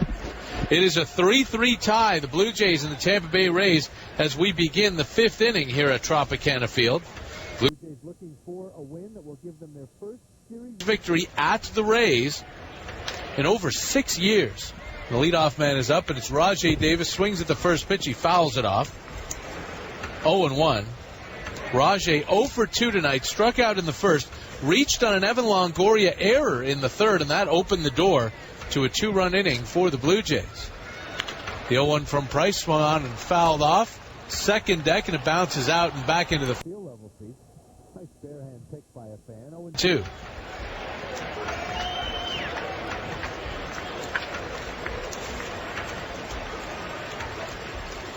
Price back 0-2. Swung on and looped over second, dropping quickly, and that's going to fall in for a base hit. That's the 5th hit of the night for the Blue Jays, and the 3rd that could probably be described as a dying quail Texas League duck snort. Hit them where they ain't. They keep it going. Inside-out swing right there for Rajai. Kind of a defensive swing on a good breaking ball. But he got the good part of the bat on the ball and found a hole out there. Now here's Melky Cabrera. He's 0 for 2. Rajai Davis leads the Blue Jays with 6 stolen bases. There he goes. Pitch is taken all the way. Throw it down. The tag, he's safe. First move on David Price, and Rajai's got his 7th steal. Well, speed is such a wonderful thing to have on your team as a weapon right there. Now Rajai Davis, with nobody out, is in scoring position. You got Cabrera, Batista, and Encarnacion to come up to hopefully drive them in. Sober's playing tight at second. Kind of holding Rajai. There he goes. Next pitch, throw it down the slide. He's safe again. 2 pitches, 2 stolen bases for Rajai Davis. The count is 1-1 on Melky. And both times, Jack, Cabrera backed out. Not even going to try seeing the jump that Rajai Davis got. Well, now a fly ball to the outfield to score the run. That's what speed can do. Rajai Davis with a little nothing doink single with his legs has turned it into a triple. Price from the stretch. The 1-1 to Melky. Swing and a miss. Throw it down on the pickoff attempt, and Rajai dives back safely. Jose Molina taking a little offense to that. Saying, okay, Mess around with me. Hey, I'm going to try to pick you off now. Jose Molina does not like it when runners try to steal bases on him. And more often than not, he is successful at erasing them. But Rajai Davis has made it look easy twice. It's a 3-3 tie. Davis at third, nobody out here in the top of the fifth. A 1-2 count on Melky Cabrera. Here's the pitch. Swing and a miss. He struck him out. Strikeout number 6 for David Price. And strikeouts are big, but when there's a runner at third and less than 2 out, they're even bigger.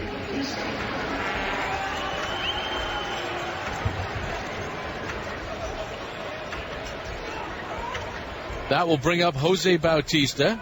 An RBI double in his last at bat, part of the 2-run third inning for the Blue Jays.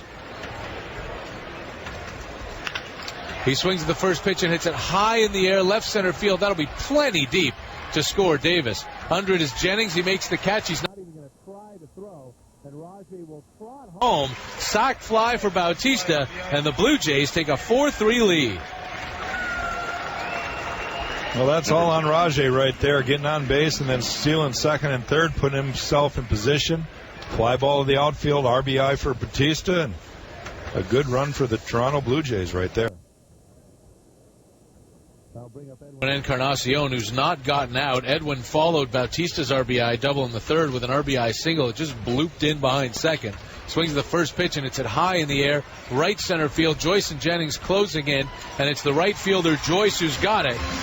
And the inning is over. So Rajai Davis pretty much does it himself with an assist from Jose Bautista. We are halfway home, and it's Toronto 4 and Tampa 3. Brought to you by Home Hardware. This is the Blue Jays Radio Network.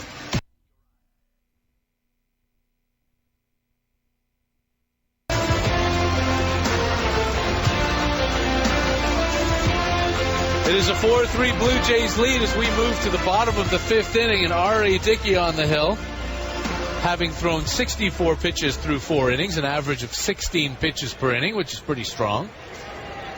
He's given up 3 runs on 5 hits, but now has a 1-run lead, and he will face the 9-hitter, former Blue Jay Yunel Escobar. First pitch is a knuckleball that is down and away for a ball, 1-0. It was the Rays who scored first in this game. Kelly Johnson with a 1-out double in the first. Evan Longoria drove him in with a 2-out double. And after a walk, Matt Joyce singled in Longoria to make it 2-0 Tampa.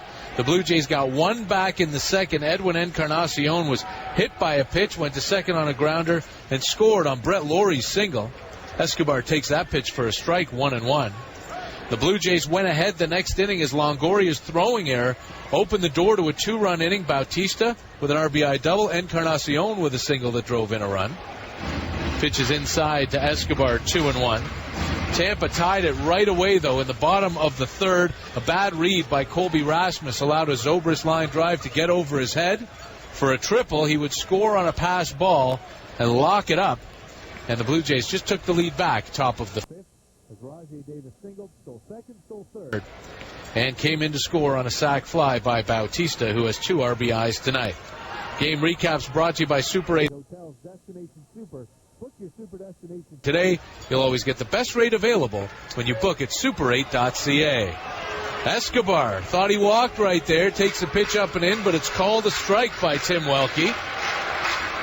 And the count is full to the leadoff man here in the bottom of the fifth. Dickey catches a bit of a break there. Knuckleballs are so tough to catch, so tough to call. Full count pitch swung on, hit on the ground to short. 1 hop to a stir is fired to first, 1 away. Well, good job by Dickey to get back into the count, falling behind, going 3-2, and then getting the ground ball right to Meiser. Does a good job of throwing out his counterpart. So top of the lineup now, and up for a third time is Desmond Jennings. He's 1 for 2 tonight, and he takes the first pitch in the dirt, ball 1. We're live from the Sportsnet 590 The Fan broadcast booth, brought to you by the new Canon Rebel T5i. Blue Jays looking to win a series here at the Rays for the first time in over 6 years. have a 4-3 lead as Jennings takes inside, ball 2-0. TV's got a shot at Jay Happ right now. It's great to see him in uniform in that dugout. 2-0 pitch is high for a ball, 3-0. Dickey has walked 2 tonight, struck out 3.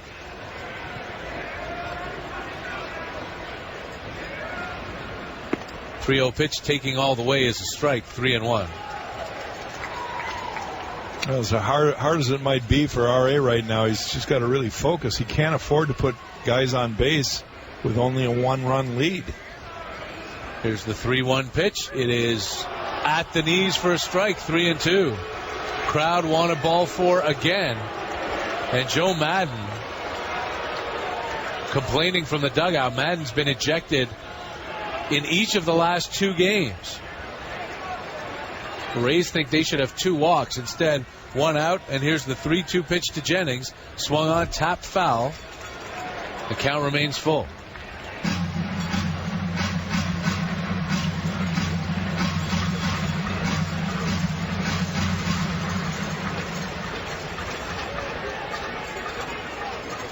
Jennings stands in, hitting .244 with an OPS of just .732, and he takes that pitch inside, ball 4. Third walk for Dickey, and the tying run is on. Number 2, Kelly Johnson.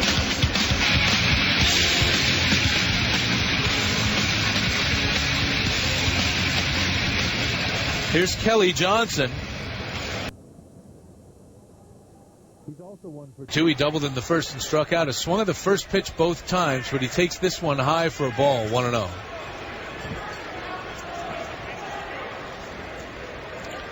Jay Happ with the head injury, with the sprained knee, is going to stay here in Florida. They're not going to let him fly with the team to Boston. 1-0 pitch is down and away, 2-0. I talked to Jay today and asked him how he was doing, how he was feeling, what he thought about the knee situation. He said, well, Jack, they told me 4 to 6. He says, I'm determined to come back from that earlier than that. 2-0 is outside, ball 3, and R.A. Dickey's control has really deserted him here in the 5th. Yeah, he's got to find a way to get back into this right here. He's got the meat of the order coming up after Johnson. 3-0 pitch, green light, swung on and fouled up the first base line, 3-1. You never want to have base runners on when you've got your 2, 3, 4 hitters coming up.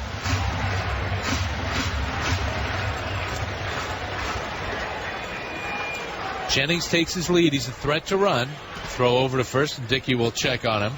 RA's already picked one guy off in this game, and it was Desmond Jennings in the second inning. Caught him leaning. He's 5 for 8 in stolen base attempts this year. Takes a short lead. The 3-1 pitch, strike 2 called. And it's a full count for the 3rd straight hitter for R.A. Dickey here in the bottom of the 5th. The Blue Jays hanging on to a 4-3 lead over Tampa Bay. Look at first and throw over. Jennings is back safely. And Jack, you mentioned talking to Happ and how he wants to get back quick. How tough is it going to be to get up on that mound again and face a hitter? Another throw over, almost caught him leaning, and that's a balk. R.A. Dickey called for a balk, and he's going over to Mike Everett, and he wants to talk to him and find out what he's wrong. John Gibbons is going to come out. You're not allowed to argue balks as a manager, but he's coming out to protect R.A. Dickey here. And Dickey is calm, and he just wants to have a conversation.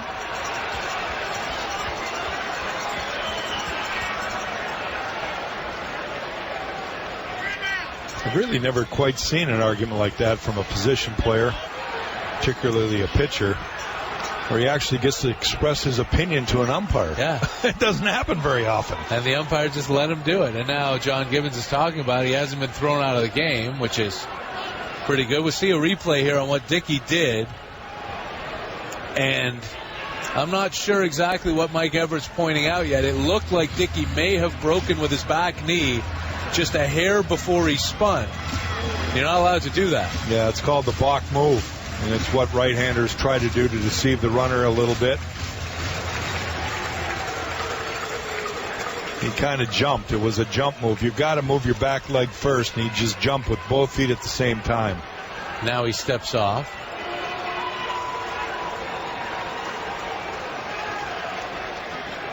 Jennings at second on the balk. He's the tying run. Here's the 3-2 pitch to KJ. Swing and a miss. He struck him out. On ball 4, so good break right there for R.A. Second out of the inning. His 4th strikeout.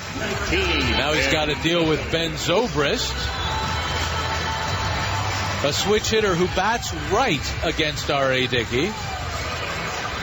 It's a lot of switch hitters are wont to do against knuckleballers.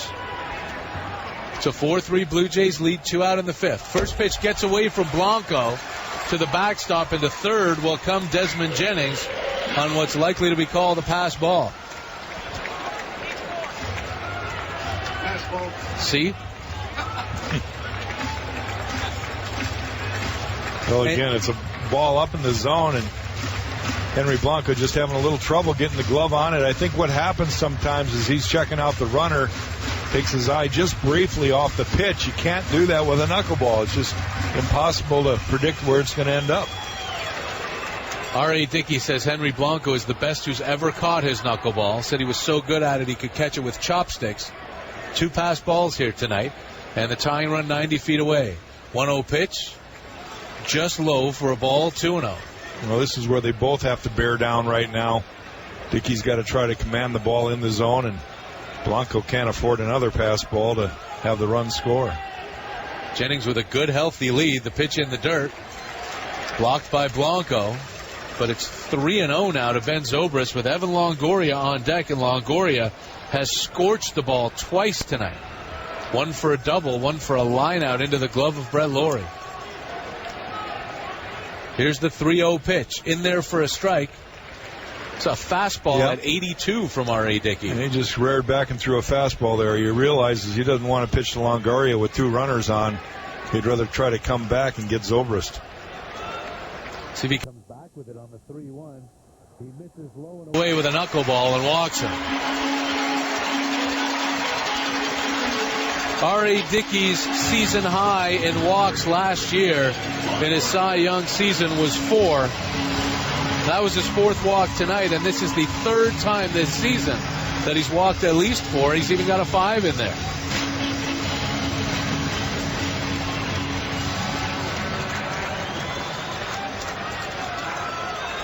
so here's Evan Longoria. 2 on, 2 out. Blue Jays up by 1. First pitch, in there for a strike. 0-1. I think R.A. has the mentality that if he can throw his pitch, if he can just get it over strike 1, he puts a hitter in defense. It doesn't matter who's up. If it's dancing, he feels like he can get him out. That one dances low for a ball. 1-1. Desmond Jennings at third. Ben Zobrist at first. 2 out in the 5th. And the Blue Jays up 4-3. 1-1 pitch, pop foul. It's going to make it into the seats. And it looks like, I mean, it doesn't look like a big crowd, but it looks like the biggest crowd we've had so far in this series. Crowds have gotten steadily bigger. 9,900 on Monday night, 10,200 on Tuesday, 11,000 last night. So at this rate, it's 12 and change here tonight. Well, this is a little unusual, a little different scenario. R.A. Dickey actually called Henry Blanco out to the mound. And now Henry was just going back to relay a set of signs to the infield. But he wanted to make sure they were on the same page with this pitch. And it might be not just this pitch, but the next pitch. You might want to maybe try to get him to chase on one of the pitches and then work on the next pitch. 1-2 is low for a ball. They did try to get him to chase that knuckleball down and away. That was a good pitch right there, down and away, right on the outside corner, knee high. Count is 2-2, 2 out. Here's the pitch. Just outside. Dickey took a huge step towards the dugout. He thought he'd struck him out. He's not the only one. Instead, it's another full count in this inning. And it's hard to see where that thing missed. So Zobrist will be on the move. Here's the 3-2 pitch. There he goes. It's popped up foul. It's going to make it into the seats. And we will go again. And this will be R.A. Dickey's 31st pitch here in the 5th inning. Yeah, he's got 94 pitches right now, so I don't think that John Gibbons is really too concerned about that right at this moment. Another full count pitch. Zobrist goes. It's popped up, and this time on the infield. Brett Lawrie's calling for it. He's under it. He's got it, and the inning is over. So R.A. Dickey goes to a full count on everybody. Walks the pair, throws 31 pitches, but the Rays don't score. And we go to the 6th. It is Toronto 4, Tampa Bay 3. Brought to you by Home Hardware. This is the Blue Jays Radio Network.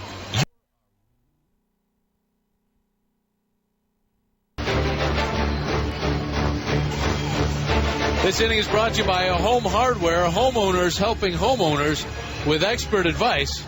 This inning is the 6th, and the Blue Jays are looking to build on a 4-3 lead over the Tampa Bay Rays. Mike Wilner here with Jerry Howarth and Jack Morris. Our on-site engineer and producer is Tom Young. Does a marvelous job. Derek Brandeo and Joe Sicilia back at our flagship station, Sportsnet 590 The Fan. They do all right, too. And the first pitch is ripped up the middle by Mark DeRosa for a base hit. DeRosa moved up to the 5th spot in the batting order and has started at second the last 2 games against left-handed pitchers. And he was ready for that one. Leadoff single here in the 6th. Yeah, 2 innings. Now back-to-back where they get the leadoff man on. Mark DeRosa delivering a wake-up call. That was close. Again to David Price. Ball hit hard right back at the pitcher. Now here's Brett Lawrie. Those are the things you just kind of shake off and don't even think about until you see what happened to Jay Happ the other day. Price misses low with the first pitch, 1-0. Slight difference, though, Jack, in having Rajai Davis at first and Mark DeRosa at first. How do you figure, Mike? Just a little. I'm not sure in his best day Mark DeRosa had the speed of Rajai Davis. Oh, I don't think so. Lawrie swung on, hit in the air. Right field, not deep. Matt Joyce just taking a few steps in. Now he's got it. 1 away.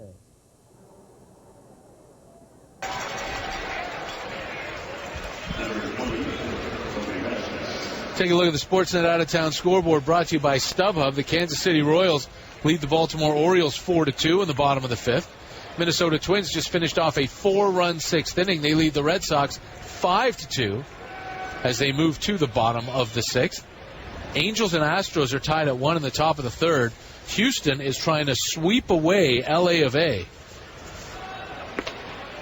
First pitch taken for a strike by Colby Rasmus. He's yet to put a ball in play tonight with a walk and a strikeout against the lefty. Here the Blue Jays lead the Tampa Bay Rays 4-3. This afternoon the Indians beat Oakland 9-2. Mark Reynolds with his league-leading 11th. 0-1 to Rasmus is taken for a strike. 0-2.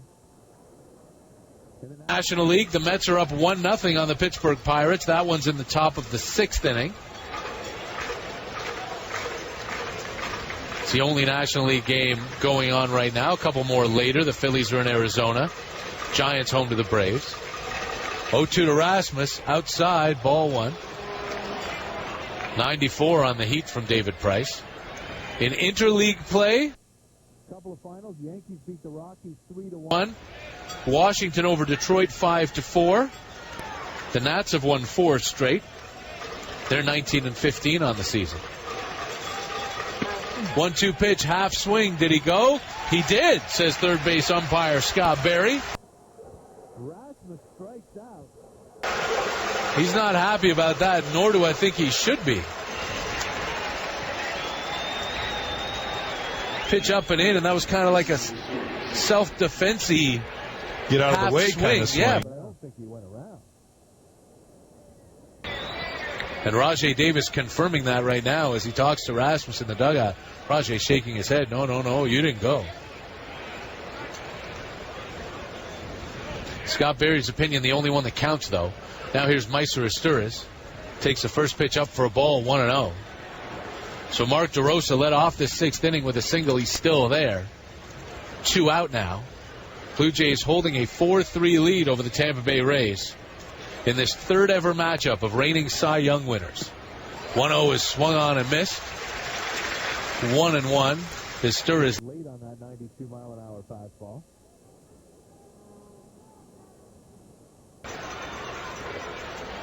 DeRosa takes the lead. Not much of a threat to go. The 1-1 pitch. Swinging a pop-up, foul territory. Loney going back, looking around. He's got room. Makes the catch. And the inning is over. So the Blue Jays get a leadoff single and nothing more. And we go to the bottom of the 6th inning. Toronto holding on to that 1-run lead. It's 4-3 over the Rays. Brought to you by Home Hardware. This is The Blue Jays Radio Network.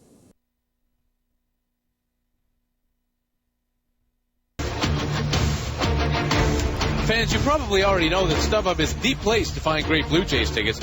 What you may not know is that StubHub's also a great place to grab Maple Leafs playoff tickets. While you can, you get the same great service and same Fan Protect guarantee, so get to StubHub and grab your seats today.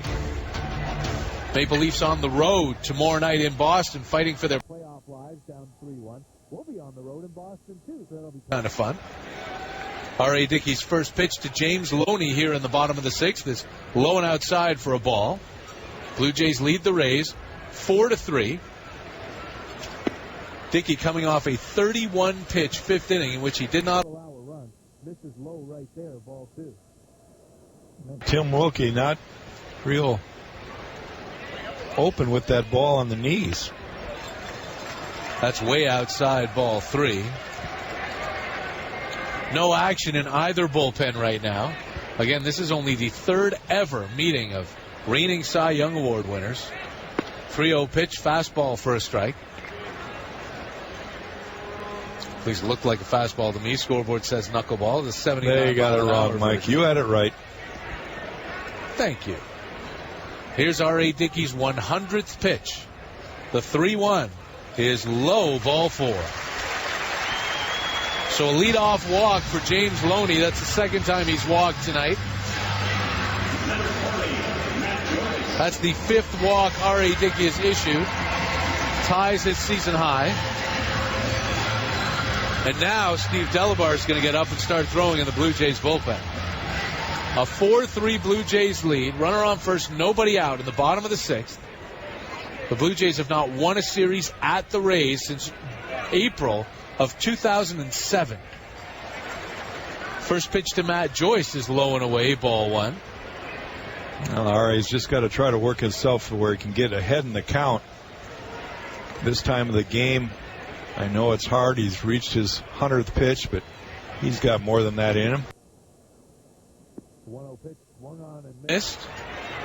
Pretty pitch up high. Joyce couldn't catch up to 1-1. Dickey said in spring training he likes to work to the point where he can throw 120 pitches every 5th day. For him, that's his minimum. No, that's a pretty good number in my mind. And that's always been the number that was good for baseball for 80 years before the geniuses came along. A 1-1 pitch hit hard on the ground and foul up the first base line, and Dickey's ahead 1-2. Matt Joyce, left-handed hitter with lots of pop, but struggling this year, hitting .212. But an isolated slugging of 123. 223, pardon me, which shows you how much pop is in that bat. The 1-2 pitch swung hit high in the air on the infield. Edwin Encarnacion is under it. Waves off DeRosa, makes the catch. Just like that, one away. Well, in 1-run ball games, it seems like every out is crucial when you get past the 6th inning here. And right now with the base runner on first, every at-bat is the go-ahead run for R.A. Dickey. So he's got to figure out a way to get Luke Scott, who's grounded out to second base and walked. According to his walk-up music anyway, Luke Scott plans to rock you like a hurricane. We'll see how well that goes over. He is 0 for 1 with a walk tonight. So at least in one of his plate appearances, he has walked you like a hurricane. First pitch is way up high for a ball. No. Fans, you can keep up with everything Blue Jays with Brady and Lang in the morning, 5:30 to 9 weekdays on Sportsnet 590 The Fan and Sportsnet590.ca. And if you tune in tomorrow morning, you get to hear me. 1-0 pitch is popped up, foul territory. Blanco chasing towards the dugout, leans in, and it's just off his glove. Just off his glove as he leaned into the camera bay. A second life for Luke Scott. Oh, what a tough break right there. Henry Blanco doing a good job. He's got to kind of find his bearings. He looks down just for a second. He reaches for it, and then it just falls out of his glove. Tough break right there. Luis Rivera, DeMarlo Hale, John Gibbons all in that corner of the dugout trying to help him out a little bit. Just couldn't squeeze it even with that enormous catcher's mitt. The 1-1 pitch popped up again, this time fair territory, this time to Brett Laurie, and Brett's got it. 2 down. How about that? R.A. Dickey fighting his control, gets a couple of big Pop-ups. Comes right back and gets another fly ball, and this time to a guy over at third base that can squeeze the ball a little better. So 2 huge outs right now, and you got Jose Molina. Any ground ball, you can take a couple weeks to get it over there. In spring training, Dirk Hayhurst and I created the Molinic spectrum of base running. And Jose is right at the low end of that Molinic spectrum as he takes the first pitch for a strike, 0-1. Is that Dickie V in the ballpark? It is. That's pretty cool. One of a handful of fans here enjoying the Blue Jays and Rays. Blue Jays lead at 4-3, 2 out in the 6th. Jose swings and misses, 0-2.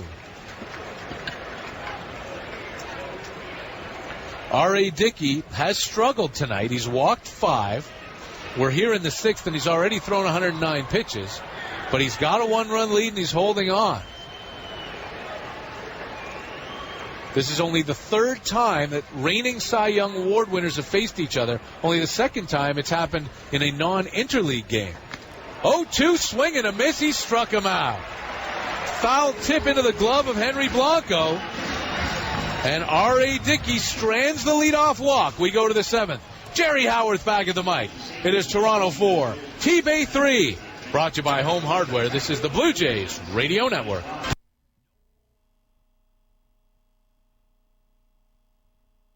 Your Honda dealers, and remember to listen for Blue Jays talk coming up after the game with Mike Wellner.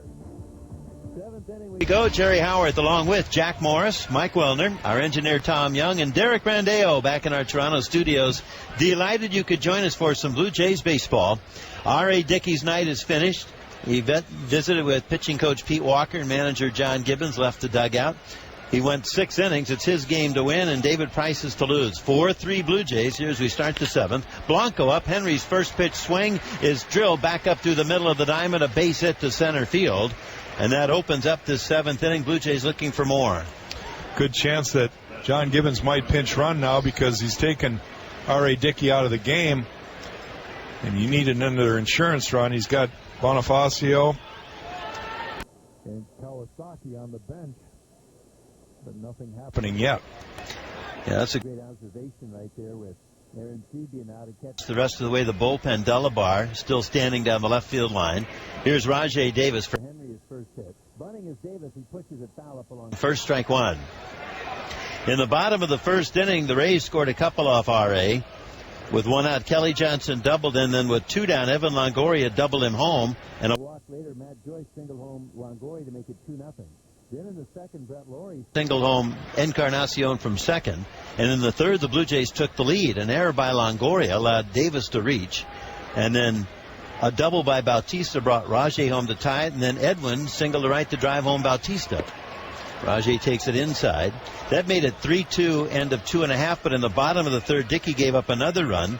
With 1 out, Zobrist lined one to center. It was misjudged by Colby, who came in, went laterally, and then back too late. And that scored a triple, came back on a pass ball. And this game was tied 3-3 going to the 5th when the Blue Jays took the lead. Rajay swings and he misses 1 and 2. It was all Rajay. He opened the inning off Price with a bloop single to center, promptly stole 2nd, stole 3rd, Melky Cabrera then struck out, but Jose Bautista delivered the goods. A sacrifice fly deep to center to make it 4-3, and that's the score here in the top of the 7th. Rajay has scored twice. He reached on the Longoria error and then the base hit. 1-2 pitch, hit foul down the right-hand side, and no substitute for speed. No, but right now it looks like John Gibbons wants to keep Henry Blanco in the game. He's going to probably be working with Steve Delabar, who's kind of just looking into the game right now. He's ready to go. So Price looking in. And the 1-2 pitch fouled off right-hand side again.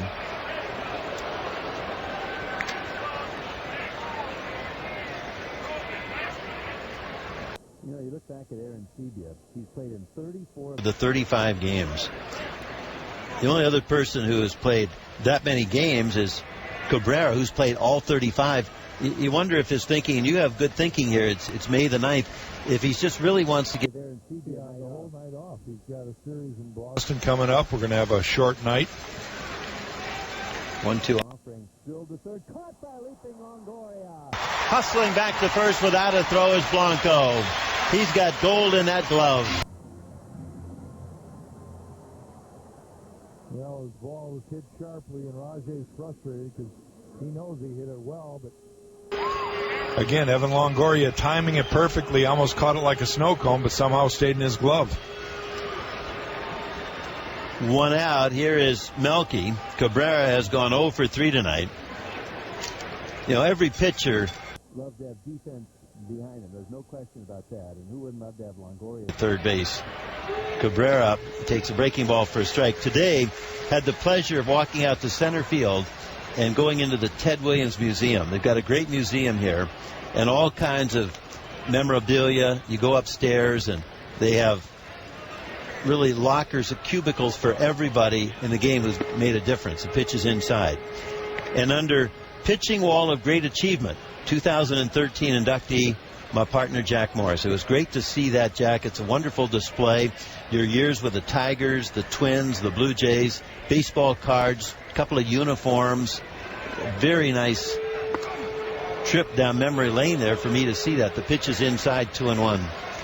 Yeah, it was quite an honor for me last winter to be inducted into that wing of the Ted Williams Museum. And, you know, first of all, thank you for going up there and taking a peek at it. I thought you'd enjoy that because there are some very interesting things. It's not like going into Cooperstown by any means, but, you know, what they have up there, it's quite a museum.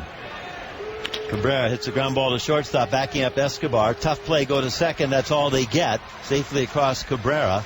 2 down here in the 7th with the Blue Jays clinging to a 4-3 lead.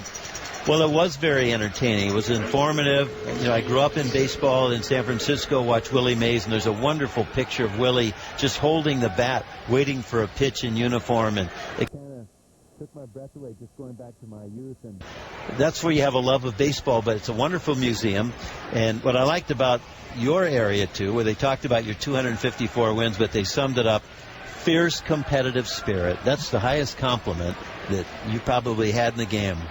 That fierce competitive spirit. Jose Bautista takes inside. Ball one. I bet you were proud of that too. Well, I am. Quite honestly, I am proud of that, and I think that's what gave me the success I had in baseball. Is I had a will to win. Loney holds on the runner at first. Jose, who's had a good night, takes a strike call here, and it's 1-1. Jose has hurt Price as much as anybody as Bautista doubled home a run back in the 3rd inning, and then he scored on a single to right by Encarnacion, so responsible for the 2 runs that gave the Blue Jays a brief lead. Then his sacrifice fly in the 6th broke a 3-3 tie. Ground ball pulled to 3rd. Fair ball taken by Longoria. Go to 2nd with a throw just to get the sliding Cabrera. The inning is over. Is he a treat to watch? Evan Longoria. And that's both at 3rd and at the plate. We go to the 7th inning stretch. Blue Jays 4, the Rays 3. Brought to you by Home Hardware. This is the Blue Jays Radio Network.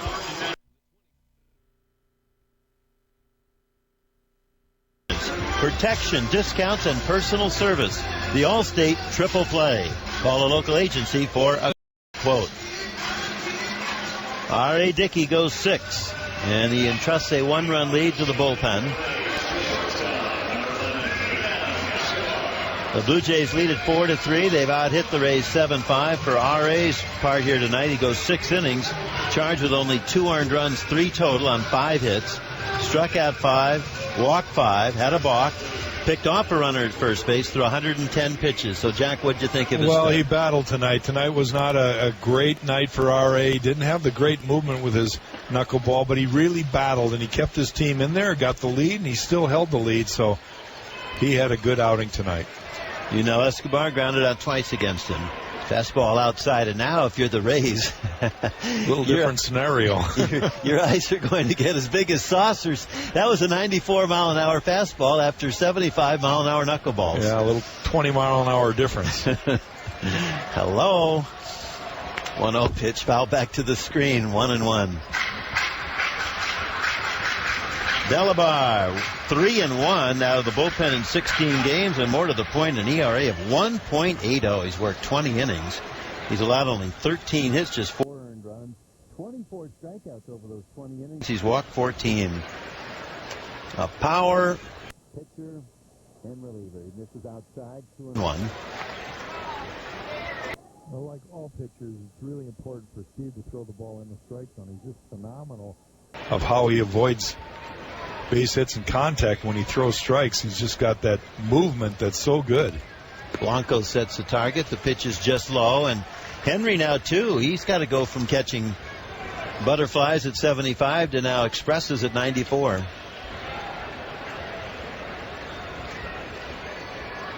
Desmond Jennings, the leadoff hitter, on deck. Leonel Escobar, the ex-Blue Jay, comes up here, hitting 177. Pitch to him, driven deep to center field. Long run. Kobe Rasmus running out of room, and this game is tied 4-4.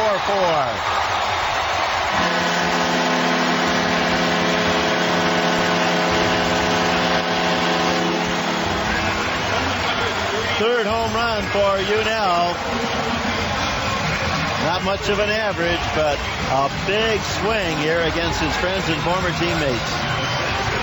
And a blown save that quick for Steve Delabar. R.A. Dickey no longer in the circle to try to win his third game.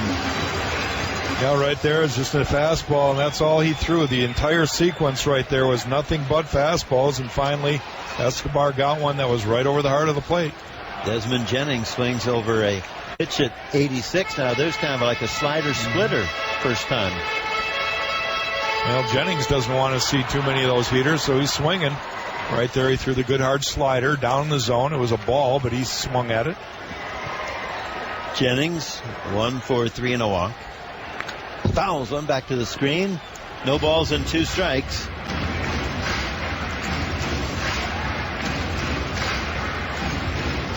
Well, how about this for Steve Delabar? This is his 20th inning. That's the first home run he has allowed all season. But it comes at a time with a 1-run lead that's now gone. Strike 2 pitch, bounce to the plate. You talk about blown saves. We were mentioning the other day that the Orioles led the American League in blown saves with 7. But yesterday the Orioles won it. Jim Johnson, their fine closer, he converted his 34th consecutive save opportunity in the win over Kansas City. The pitch is inside. The point being, oftentimes after 5 innings, you can have a blown save. Not just the closer blows saves, but pitchers in the 6th, 7th, and 8th innings as well. And the Orioles, closer is still intact. It's the rest of the bullpen that's hurt them. Ball driven on a hop to second. It was left to glove it knee high as DeRosa. Quick throw to first in time. 1 down. Well, that's why it's so hard sometimes for bullpen to come in and pitch in situations that they're not accustomed to, and why so many managers want to set up the bullpen so that all the guys know their role. And yet the game is not that easy at times. Managers don't always have that luxury. 7th inning, 4-4 the score. Blue Jays trying to win the series. Boston tomorrow night at Fenway Park. Here's Kelly Johnson. He takes strike 1 called. Well, one thing R.A. did here tonight, and fighting through some back tightness and neck tightness, it's not often he throws 110 pitches over 6 innings. It's usually 7 or 8 and sometimes 9. But he did allow Ramon Ortiz now to get ready for his start tomorrow night at Fenway. The pitch is low. Ramon was just called up with Michael Story, both out in the bullpen, as now left-hander Darren Oliver starts to get loose. But it was Ortiz here just in case Dickey flamed out early in the game. They needed somebody to pitch long relief, and now they can start him as planned. The pitch is low. That start tomorrow was supposed to be Brandon Morrow's, but Brandon has had back spasms that's moved up into his neck, getting better. But John Gibbons now has decided to give Brandon 2 extra days, and he's going to start Sunday with Mark Burley getting the slot in between on Saturday. Johnson takes a strike. So Ramon Ortiz draws John Lester tomorrow. He's 4-0. Mark Burley at 1:30 on Saturday against Clay Buchholz. He's 6-0. Ryan Dempster against Brandon Morrow on Sunday. Kelly takes strike 3 called, and he knew it. On his heels, he spins and walks back to the first base dugout, taking off those batting gloves. 2 down. Second baseman, number 18, Ben Zobrist. Say this about Steve Delabar. He's one of the classiest young men I've ever met. He came out of nowhere with his velocity program. But what does he do after giving up the home run? He gets Jennings and Johnson, 2 tough hitters back-to-back. Doesn't give in, still aggressive, goes right after them. And now he's got Ben Zobrist. Pitches inside. Well, Steve Delabar's got phenomenal stuff, and he's, like you said, a great human being. And he's out there battling. Typically, his role would be the 8th inning. Right now, with RA not being able to get through the 7th, what are you going to do if you're John Gibbons? You want to go with the guy, and he stretched him out a couple times to try to get 2 innings out of him. Ideally, you just get 1, and so he's ready to go tomorrow night. Splitter for a strike on the outside corner to Zobrist, batting left-handed here. 2 down, nobody on, but a run in the 7th. The Rays 4, the Blue Jays 4. Little ground ball hit out to second. DeRosa has another one. The throw to first, and the inning is over. So Delabar rallies, but Yunel Escobar starts it with a home run to center. And we go to the 8th inning. It's the Blue Jays 4, the Rays 4 now, brought to you by Home Hardware. This is the Blue Jays Radio Network.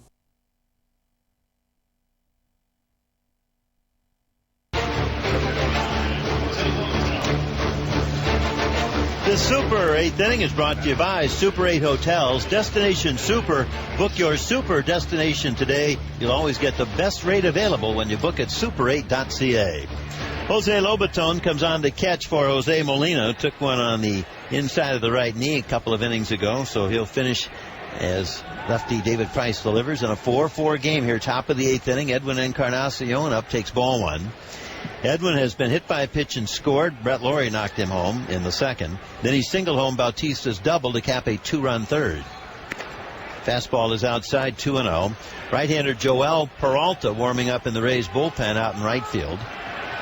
And Edwin's also flied out to right center. So he's got a very inviting count here, 2-0. And he's sitting on 10 home runs and 24 runs batted in. Price with his 105th pitch, and it's in there for a strike.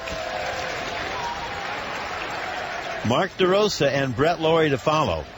So Joe Madden here takes a pitcher who's 1-3. He's had a tough start to the year. David Price, ERA 6.25, lets him go 2-1. He's low, ball 3, and the question is a little bit of a gamble, what with the history, but Price is your Cy Young Award winner, so you stay with what has worked in the past. Been a lot of guys. He doesn't necessarily go completely by the book. He goes with his heart and instinct.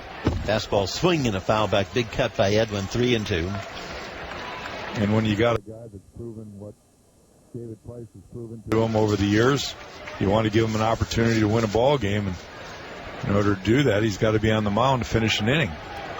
And Price in his last start, 104 pitches, 119 a season high before that. That was in Chicago, so he's been here before.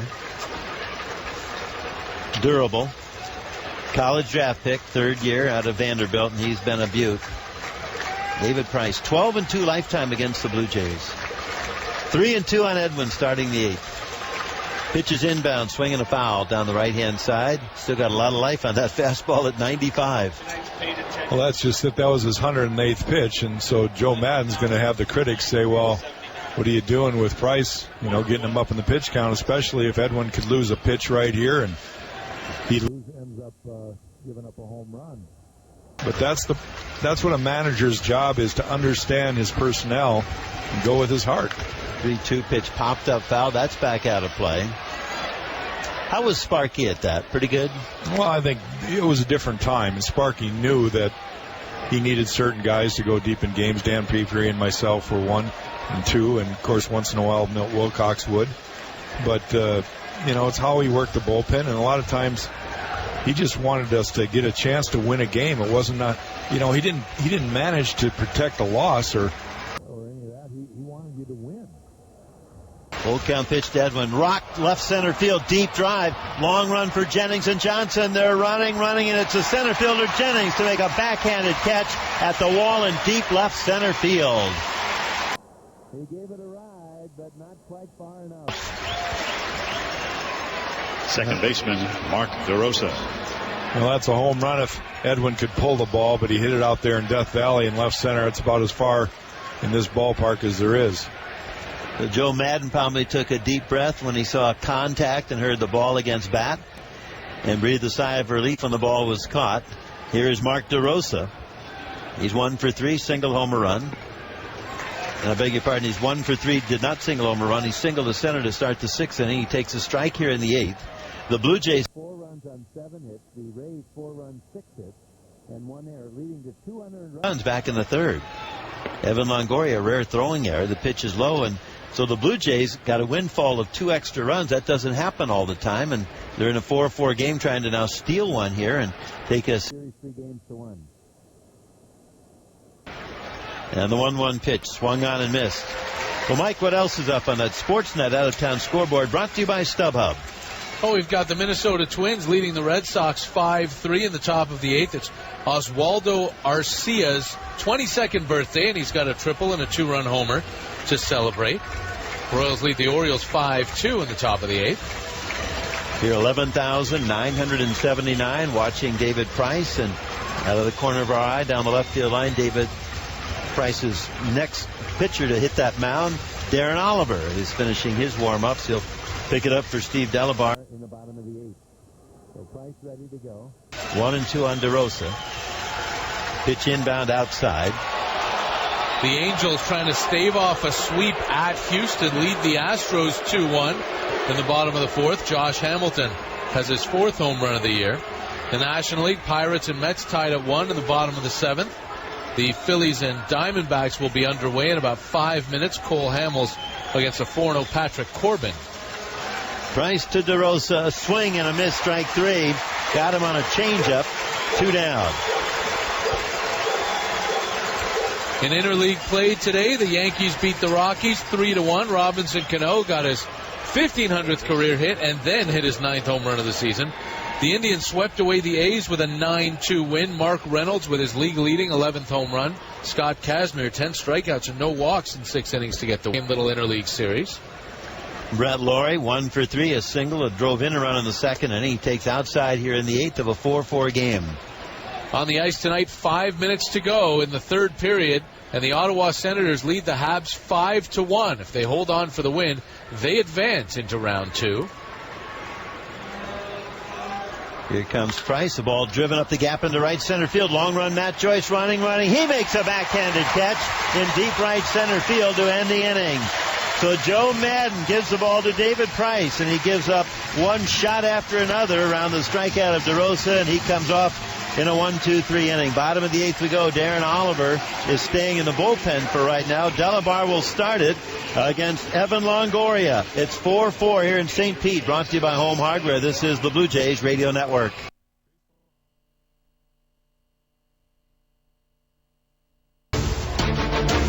We're live from the Sportsnet 590 The Fan broadcast booth, brought to you by the new Canon Rebel T5i.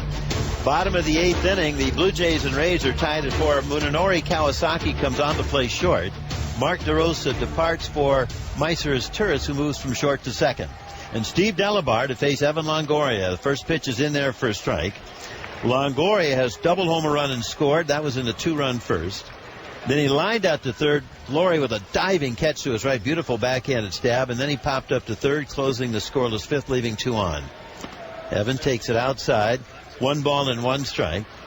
For Delabar, he's faced Longoria before coming into the series. And Longoria 1 for 2. with a walk. The 1-1 pitch hit on the ground up the middle. Base hit center field. So John Gibbons keeps Delabar in to face Longoria, right-hander against right-hander. And now John will come out here with James Loney, the left-hander, coming up to now bring in Darren Oliver. Funny how the game goes. You play the percentages. Sometimes it works, sometimes it doesn't. Not all managers play the percentages. Some play by hunch, as you said. Joe Madden goes with David Price, and it works, albeit with 2 line drives that are caught. And here John Gibbons goes with Delabar, and a hard ground ball up the middle finds its way into center field. That's baseball. Well, that's the good hitting of Evan Longoria also right there. He's going to play the odds, and I would probably want to do the same thing. Steve Delabar's got all the tools to get out Longoria, but didn't work out. Now Darren Oliver is going to inherit a base runner as he comes in and asks to get 3 outs here. It's a 4-4 tie here in the bottom of the 8th inning. Time now for the Home Hardware Ask the Expert segment with Jack. And Jack, we have a question from Matt in Thunder Bay. Is there a limit on how many times someone can be sent to the minors? Well, I had to ask to really answer this question tonight, and I might need to ask again to get some help. But my understanding is that until they have 5 years of service where they can actually veto that, team can send them up and down once they do the first time for 3 consecutive years, as many times as they want. But when a player gets to 5 years, then they can not accept it. And a perfect example of that, Mike McCoy the other year, a couple of years ago, went back and forth 8 times between Toronto and Las Vegas, and probably flew around the world in the offseason with the frequent flyer miles. A lot of red eyes right there. So thanks, Matt, for that question. From backyards and patios to faucets, fixtures, project packages, and more, get the advice you need from the experts at Home Hardware and Building Center locations, the official home improvement retailer of the Blue Jays. Homeowners helping homeowners with expert advice. Darren Oliver here comes on to face James Loney. And just a reminder, as Loney makes his way up to the plate, gets suited for this season at jshop.ca. jshop.ca, the largest online selection of authentic Blue Jays caps, T-shirts, jerseys, and more. Visit Blue Jays and their shop called jshop.ca. That's jshop.ca. Well, here we go. 4-4 the score, bottom of the 8th inning, but Longoria at first base with a leadoff single off Delabar. Now Oliver here to face Loney, who's walked twice and struck out. Loney bunts, and he bunts it foul at home plate, strike 1.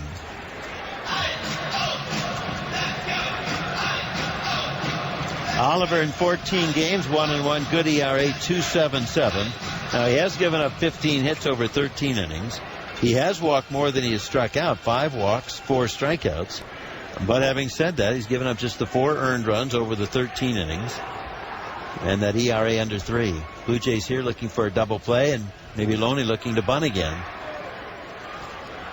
He does turn to bunt and pushes it sharply to the mound. Fielded by Oliver. Turn. Look at second. No play. Get the sure out at first to Edwin. The sacrifice bunt in the books.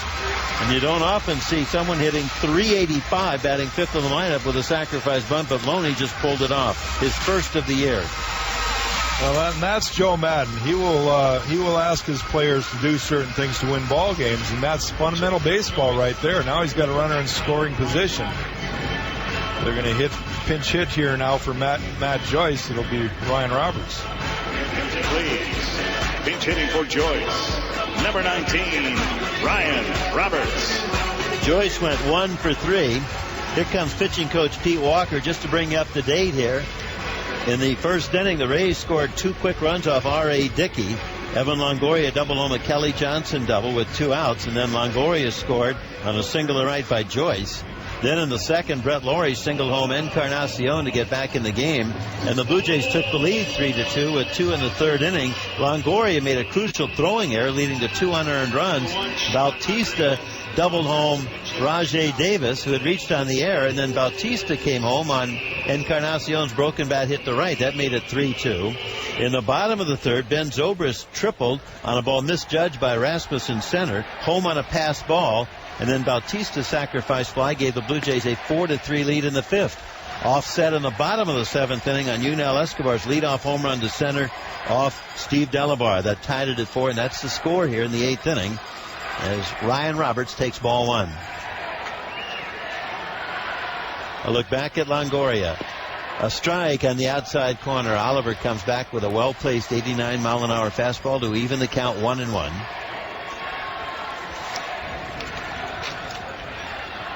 Roberts hitting .250 as a pinch hitter, 1 for 4. Peak at second. Oliver way outside, backhanded by Blanco. 2-1.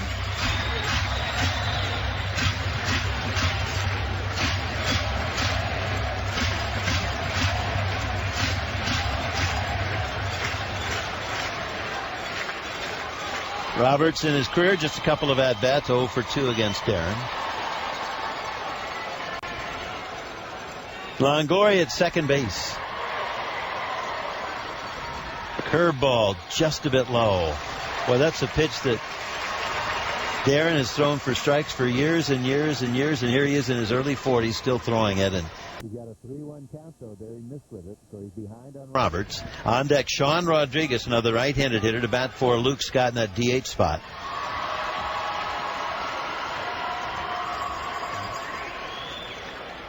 Oliver leaning in, now straightens up, settles the glove at the waist. Back he comes. Curveball, that's in there for a strike. That's been his staple, and it's 3-2.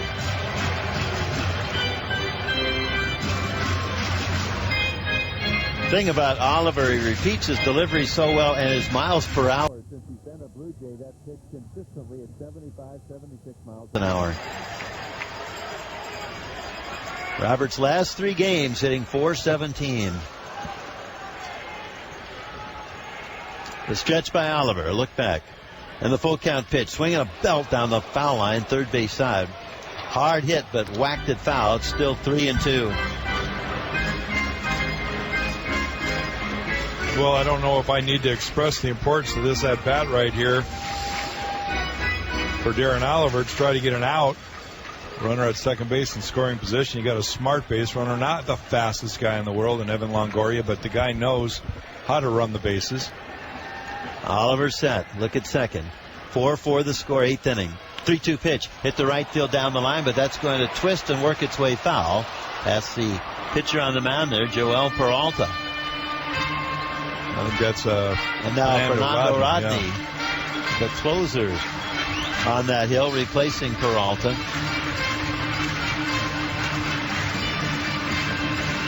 3-2 on Ryan Roberts. A real battle here with Darren Oliver. 2 veterans having at it. The stretch again. And the 3-2 pitch again. Curveball hit the left field shallow. Moving over is Rajay Davis. He's there. He makes the catch. 2 down. Roberts reached out, hit it off the end of the bat. There's that curveball again. He threw him 3 straight 75-mile-an-hour curveballs. Behind on the count, 3-1. Well, to be able to get it over in a situation like that, that's what keeps Darren Oliver in the big leagues, is be able to command his pitches and, not throw and not give in to a hitter that needs a fastball situation. Now, they had Rodriguez on deck. And right now, Luke Scott's going to go back up there. And what's Scott done against Oliver head-to-head? Well, 1 for 5. He's also walked, so he's seen him. Sean Rodriguez had just 1 at-bat against the veteran. So here, left-hander against left-hander. Blue Jays 4, Rays 4. Here in the bottom of the 8th inning at Tropicana Field, the home of the Rays. Scott 0 for 2, and he's walked. He takes outside ball 1. Longoria single to center off Delabar to start this 8th inning. Enter Oliver. Loney the sacrifice bunt, moving Longoria up a notch. And now Roberts pinch hits and flies out the left. Again, 2 veterans here, Oliver and Scott. 1-0 pitch, slow curve. Grounded to the right side. Through a base hit. Charged by Bautista. He's got it. Here's Longoria. Throw to the plate. Out of bounds. The block of the plate. The tag. He's out at home plate. Wow. A beautiful throw and catch and tag, Bautista and Blanco, and the inning is over. A just plain beautiful play, and the game remains tied at 4. We go to the 9th inning, and yes, Jack Morris, that was a wow play. We're here on our Blue Jays Home Hardware Radio Network.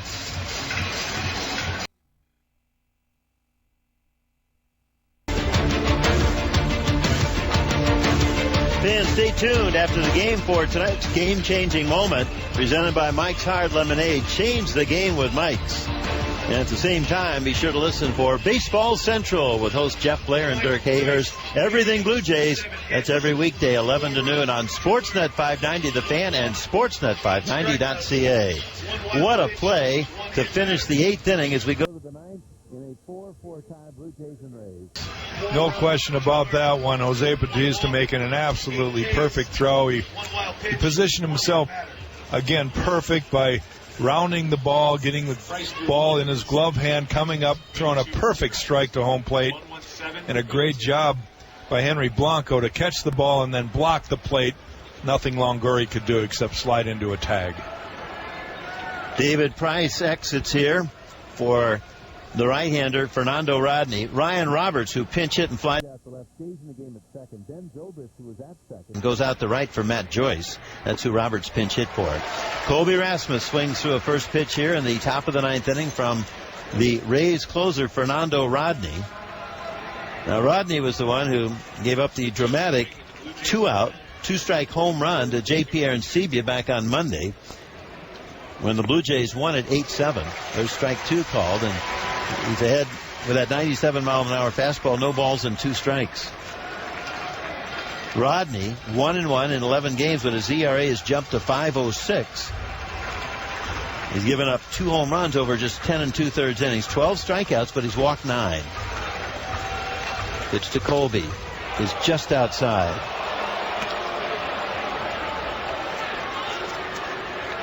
So the Rays bench now just with Sam Fold and Sean Rodriguez.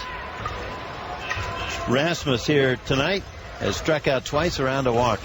Colby sitting on 49 strikeouts now. 1-2 pitch. Make it 50. A swing and a miss. 50 strikeouts, 10 walks.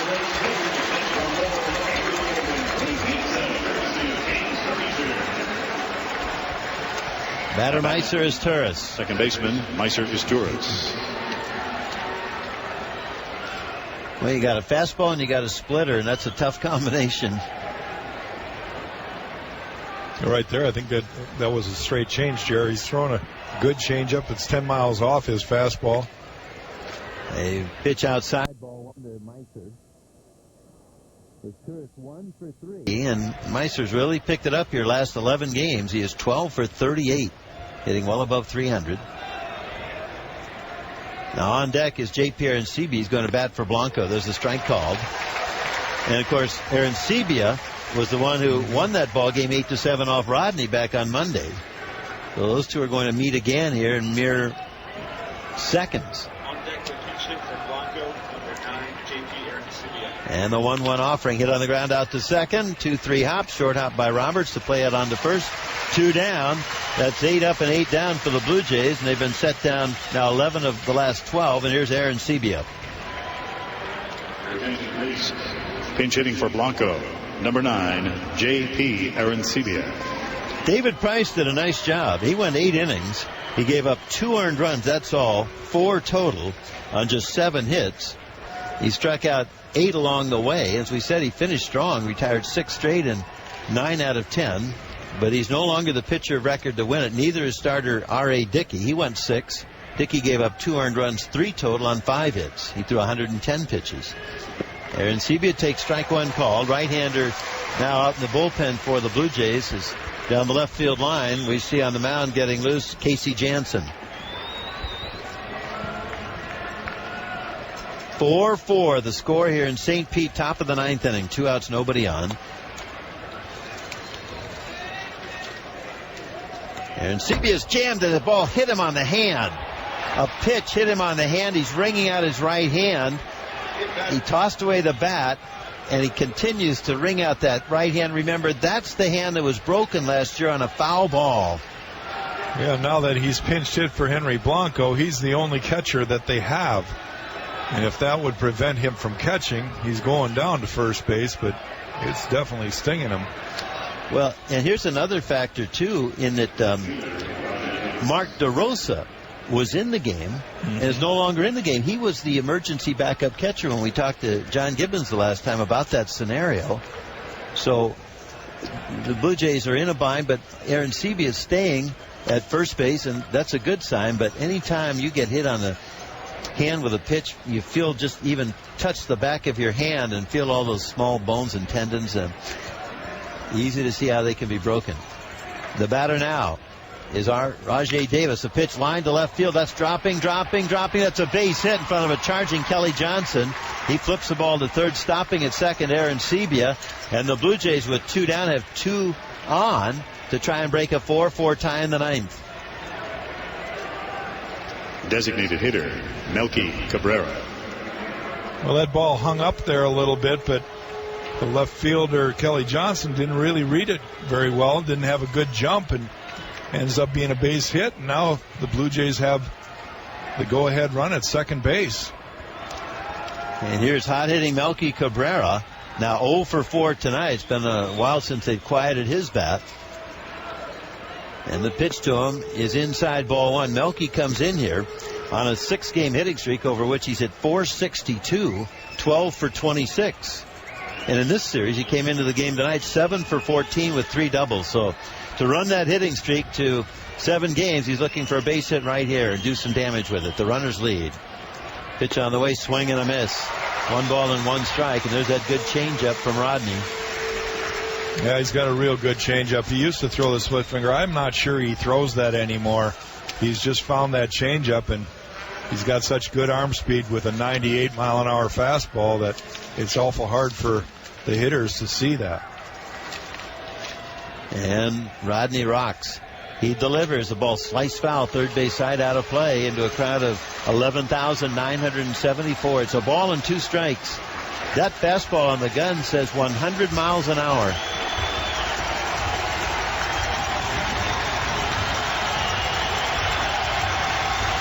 Yeah, the crowd on their feet cheering for Rodney. Cabrera into this series 3 for 5 against Rodney head-to-head. And the 1-2 pitch is low and looked like he just reared back and fired. He did. That was 99 miles an hour. Well, you're taking a chance when good major league hitters know velocity's coming. They can catch up to velocity. Maybe setting up the changeup here on 2-2. We'll see. Hopeful of an at-bat on deck. Jose Bautista. We're in the 9th inning. Rays and Blue Jays tied at 4. 2 on, 2 outs. Runners lead. The pitch hit on the ground to the right-hand side, and that was a changeup at 85, and Melky did a good job just to protect. Well, it's a good battle. Lobaton going to go out and talk to Rodney about the next pitch. Good battle at the plate. Melky doing his part. All he needs is to find another one of those hit him where they ain'ts. The Wee Willie Keeler's philosophy. These two met on Monday. Cabrera bounced into a fielder's choice. They meet again here, last game of the series. And the 2-2 pitch inbound, foul back to the screen, and that was power against power. Fastball against a great cut, and it's still 2-2. Boy, this is a great battle right here. 2 old pros having at it.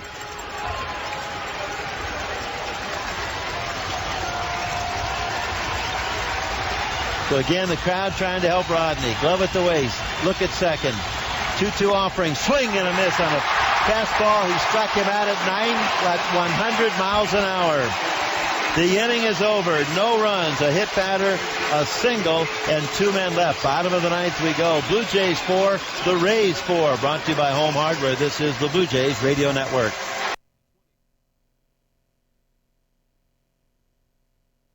Of the 9th at the Trop, the Blue Jays and Rays are tied 4-4. We have a chance to give you the Sportsnet Out of Town scoreboard brought to you by StubHub. And in the American League, the Twins holding on to a 5-3 lead over the Boston Red Sox. They're in the top of the 9th. Osvaldo Arcia, that's a 2-run homer on his 22nd birthday. Kansas City leads the Orioles 6-2. That game is in the bottom of the 9th. Earlier, Cleveland took care of Oakland 9-2. In the National League, Pirates and Mets are tied 2-2. That's in the top of the 9th. Pedro Alvarez has driven in both runs for Pittsburgh with a sac fly and a home run. In Interleague, Yankees beat Colorado 3-1. Washington over Detroit 5-4. One more American League score for you. Houston leading the Angels 3-2. That's in the top of the 6th. Brandon Barnes broke the tie with an RBI single. And earlier, the Ottawa Senators moved on to round 2 of the NHL playoffs, eliminating the Montreal Canadiens with a 6-1 thrashing. Thank you, Mike. Right here, J.P. Arancibia stays in the game to catch despite getting hit on the bare right hand. They're batting in the top of this 9th inning. Got as far as second. That was it. Blue Jays 4, Rays 4, bottom of the 9th inning. Here's catcher Jose Lobaton against the lefty Darren Oliver. A first pitch strike on the outside corner. And now the Rays will get someone busy in their bullpen. That's the big, tall right-hander Kyle Farnsworth. Rays, of course, trying to win it, but if they don't, they need someone to pitch to the Blue Jays in the 10th.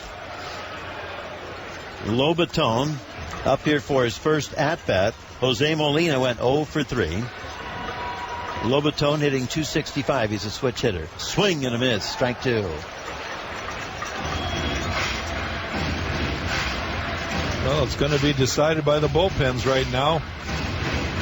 Darren Oliver throwing to his second battery mate, Henry Blanco, and hadn't really, I'm sure Darren Oliver and even Steve Delabar hadn't thrown to Blanco yet this year. Oliver misses outside with that cut fastball 1-2. Lobaton is hitting .265, but as a switch hitter, he is 8 for 20 batting right-handed, hitting .400, and here he is batting right-handed. One of his 2 home runs on this side as well. 1-2 pitch. Foul back to the screen. Good job to protect as the ball went flying right over the helmet of Yunel Escobar. It was Escobar who came up leading off the bottom of the 7th inning. The Blue Jays were at 4-3, and he homered to center field off Steve Delabar to tie it at 4. And that's the score here in the bottom of the 9th. Oliver ready. And the 1-2 pitch. Strike 3 called. A nice little cut fastball there to catch Lobaton looking, 1 down. The shortstop, number 11, Yunel Escobar. Well, big out right there. First out of the inning. He's got 8, 9, and 1 to face.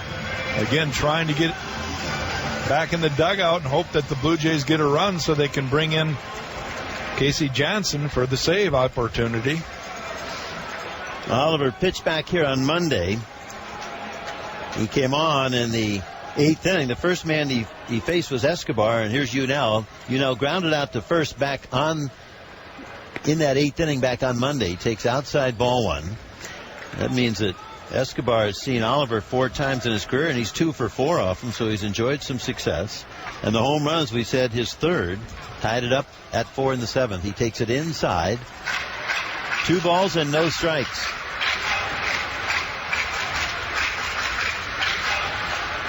Fourth game between the clubs this year. The Blue Jays have taken 2 out of 3. Oliver's pitch, that's in for a strike. The Rays come to the Rogers Center in a couple of weeks. They'll be in Monday and Tuesday nights. Well, actually, they'll be in Monday, the holiday on the 20th, a 1:07 start. And then a night game on the 21st and a 4:30 start on the 22nd. 3 different time starts in that 3-game series. Pitches outside. Well, Oliver now falls behind 3-1.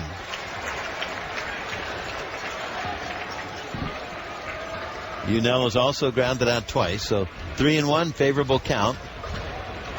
Top of the order, Desmond Jennings on deck. Oliver's pitch, swinging a high fly ball to center field. Looking up into the roof, Colby Rasmus. He is under it. 2 down. Number 8, Desmond Jennings. Jennings is 1 for 3, and he's also walked.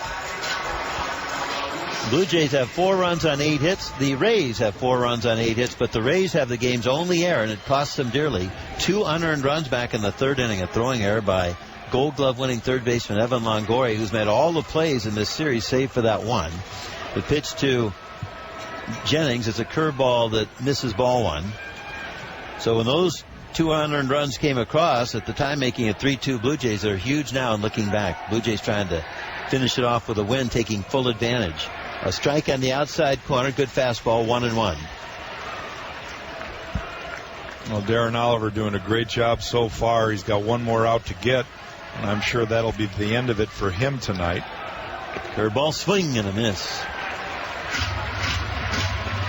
Isn't it amazing that curveball is always 75 miles an hour? How do you do that? Well, that's his bread and butter pitch. He throws it when he's behind in counts because hitters are looking dead red, and it's kept Darren Oliver around for a long, long time in the big leagues. The 1-2 pitch is outside. And I guess what it would tell a fan is that he concentrates on the glove. He knows he wants to throw a curveball. He's not concerned about who's hitting. He is maybe about location. And he just goes through the same repeated motion to get that same miles per hour reading. He is back 2-2. Curve, strike 3 called. Took a little bit harder breaking ball there to get him on the outside corner, and the inning is over. So Oliver has a 1-2-3 inning. Started it with a strikeout, finishes it with a strikeout, and to the 10th we go. Extra innings now. Blue Jays 4, the Rays 4. Brought to you by Home Hardware. This is the Blue Jays Radio Network.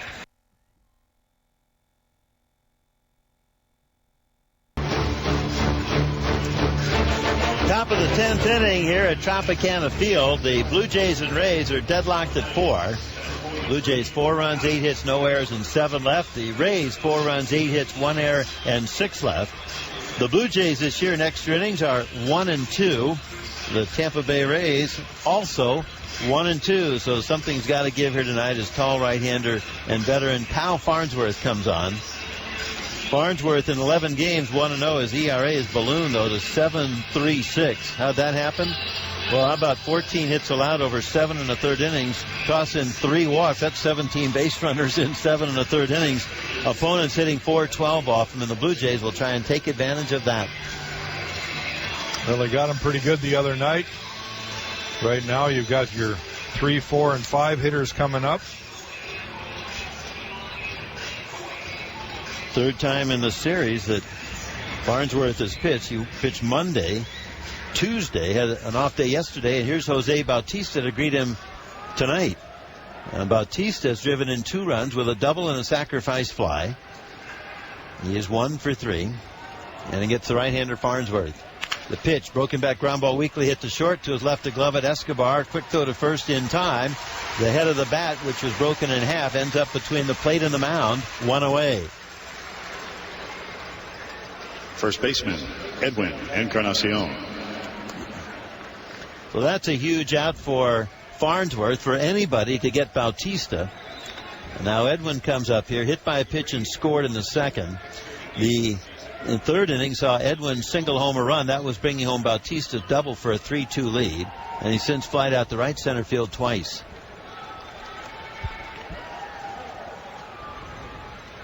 Edwin hitting .230, 10 home runs, came in tied for the American League lead with Cleveland's Mark Reynolds. Now the left-hander Aaron Loup starts to warm up as Edwin takes a strike. Loup is down the left field line. And right next to him, the right-hander Casey Jansen. So if the Blue Jays take the lead, Jansen would face the Rays in the bottom of the 10th inning. If they don't, Aaron Loup. Cesar Ramos, a left-hander for the Rays, is warming up down the right field line as Edwin takes a ball. It's 1-1. Now Farnsworth kicks some dirt out from his spikes.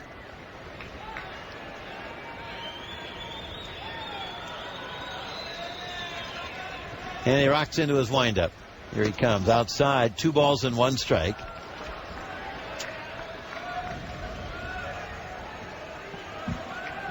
Well, with Casey Jansen still in the Blue Jays bullpen, you feel like this is a 1-run game to be decided. Farnsworth fastball. That's at the knees for a strike at 93, 2-2. John Gibbons still trying to keep his closer in a position to get a save. Of course, right now, Joe Madden's already used his closer, and he's just going to have to piece it together for the rest of the game. On deck is Munenori Kawasaki, hitting in the 5th spot because he came on defensively a couple innings back. Pitches outside. Mark DeRosa was in this spot. And then Kawasaki now in that spot, getting loose and ready for his plate appearance here in the top of the 10th inning. 1 out, nobody on. A 4-4 game. So Edwin digs in, slightly open stance. And we'll see what gives here on a 3-2 pitch to him. Farnsworth has the sign he wants.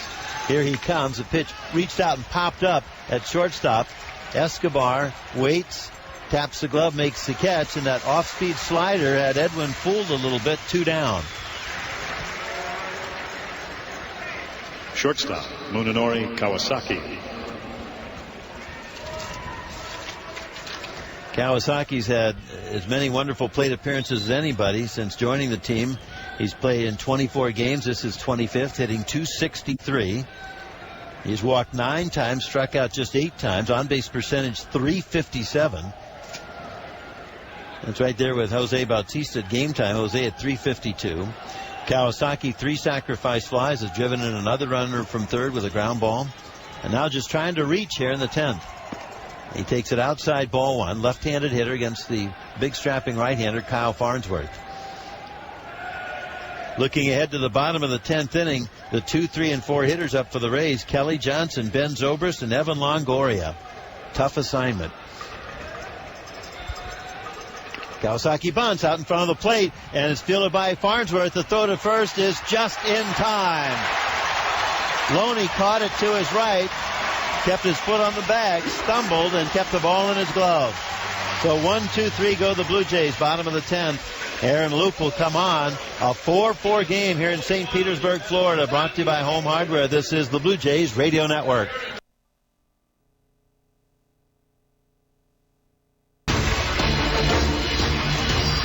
Bottom of inning number 10 here at Tropicana Field. The Blue Jays and Rays deadlocked at 4. Aaron Loup about to throw his last warm-up pitch. Aaron comes on here, second-year pitcher. In 14 games, 1 and 2, earned on average .295. He's given up 20 hits over 18 in the third innings. That includes a couple of home runs. 10 strikeouts. He has walked 4. Left fielder, number 2, Kelly Johnson. So the Rays will give it their best shot here to win it. Casey Jansen's out in the bullpen. Now Zobrist is a switch hitter, and then Evan Longoria. John Gibbons might be looking at both Loup and Jansen here to stave off the Rays in this 9th inning. At least you'd think so. With now, having said that, Brad Lincoln has replaced Casey down in that left field bullpen. So they'll go right after him here with the youngster Loup here, who throws the first pitch strike, and then the veteran Lincoln, if needed, out in the bullpen. Yeah, it's going to be a situation where you just it's a real crapshoot for the manager, knowing right, left, or you just try to get innings right now. You know, it's a risk because 1 run by the home team, and the game's over. So he's got the left-hander Johnson up and 2 right-handers on deck. Kelly fouls one back to the screen, so it's 0-2. Loup does himself a big favor here in getting ahead. The stretch, and here he comes, swinging a ground ball chopped over the mound towards second, charged by his tourist. Quick throw to first in time. 1 away. Boy, what a difference it makes throwing strikes early in the count, huh? Yep. Right fielder, number 18, Ben Zobrist. Well, the way Brad Lincoln's warming up now with a purpose, you almost get the feeling that with Evan Longoria on deck, John Gibbons is going to bring in a veteran right-hander to go right after Longoria. Now Loup here's got his work cut out for him with switch hitter Ben Zobrist. He's a good hitter. 1 for 3, tripled in this game and scored, and he's also walked. Zobrist hits one deep to left center field. Long drive. Rasmus goes over. It's playable. He's in deep left center field and makes the catch. Almost stepping on Rajay Davis. They collided. Not well communicated. And fortunately, the out recorded. 2 down. Number 3, Evan Longoria. So Rajay's got to be the one to give way right there. A center fielder is always the one to take charge. He's the quarterback of the outfielders. And whatever he can get, he's supposed to get. Right there, there's a lot of noise, and I'm sure they both were yelling. They were both watching the ball. You can't take your eyes off the ball in this ballpark because of the crazy roof here. Now pitching coach Pete Walker out to talk to Loup. So The Blue Jays will go with Loop here against the great Evan Longoria, who tonight has double homer run and scored, lined out to third, popped up to third, and singled to center. And in one of the biggest plays of the night, in the 8th inning, tried to score from second as Luke Scott singled to right, and Jose Bautista came charging in, fielded it, threw a strike to the plate. Henry Blanco blocked the plate and tagged Longoria out to end the inning. Big Evan, tall right-handed hitter, takes down and in, ball 1. It was Longoria's error, a throwing error in the 3rd inning, that allowed the Blue Jays an extra 2 unearned runs that right now are huge in a 4-4 tie. Longoria takes it outside. Well, Longoria now is in a position to win this game with one swing, make up for his own error that cost the team already 2 runs. He's got a 2-0 count. Loop set. Pitch driven up the gap into right center field. Long high drive. That's heading for the wall and hits it on a bounce. Rasmus takes it on the carom, throws back to the infield. Longoria has himself a double and just missed by maybe 10 feet, hitting a home run to win it.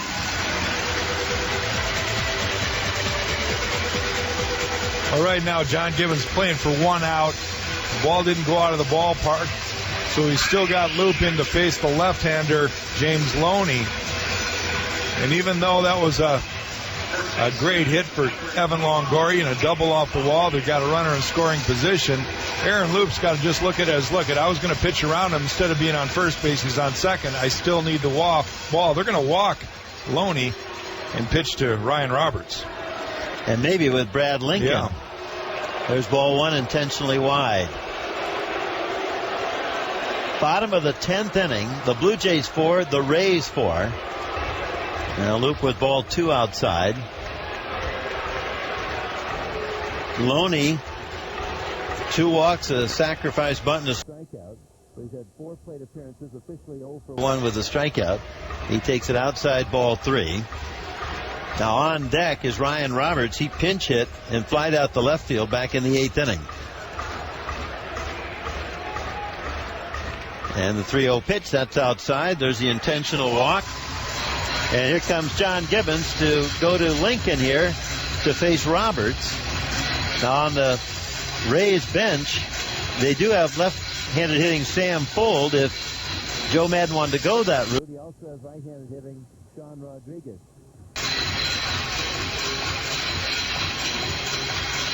So Lincoln's going to enter the fray here, bottom of the 10th inning. The Blue Jays 4 and the Rays 4. Loop leaves. He got 2 outs, and then Longoria doubled. The intentional pass. And now Roberts will go back to that first base Rays dugout, wait for Lincoln to warm up. Thank you, Mike. The charge goes up here at Tropicana Field. Bottom of the 10th inning. A 4-4 tie. 2 down, but Longoria at second base representing the winning run. And at first, a little window dressing. James Loney just walked intentionally by Aaron Loop. So now right-hander against right-hander. Roberts pinch hit and flied out the left in the 8th inning. Brad Lincoln comes on here in 5 games since someone from Buffalo. 0-1 is ERA .338. The stretch. His first pitch is inbound. It's up and in, ball 1. Brad has worked just 8 innings. He has struck out 7. He has walked 5. He's given up 3 runs on 6 hits. Longoria at second base, already thrown out at the plate in the 8th inning by Bautista on a hit to right by Luke Scott. The stretch. Lincoln serves it up. Outside, 2-0.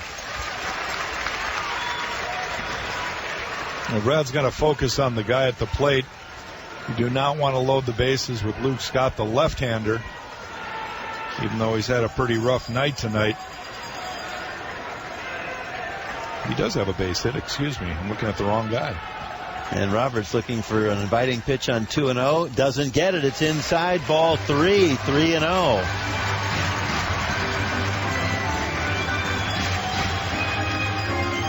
Just 11,979 here, but trying to make as much noise as they can. Now the outfield's arms factor in here. Rajay Davis in left, Colby Rasmus in center, Jose Bautista in right. 2 down, the stretch. Here's a 3-0 pitch. That's in for a strike. Roberts now will not be taking. If he gets the pitch he wants, he'll try and hit it hard. Tom Foley coaching at third. Looking at Longoria at second base. Lincoln reading Aaron Sebia. And the stretch. And the 3-1 pitch. That is outside. Ball 4. The bases are loaded for Luke Scott.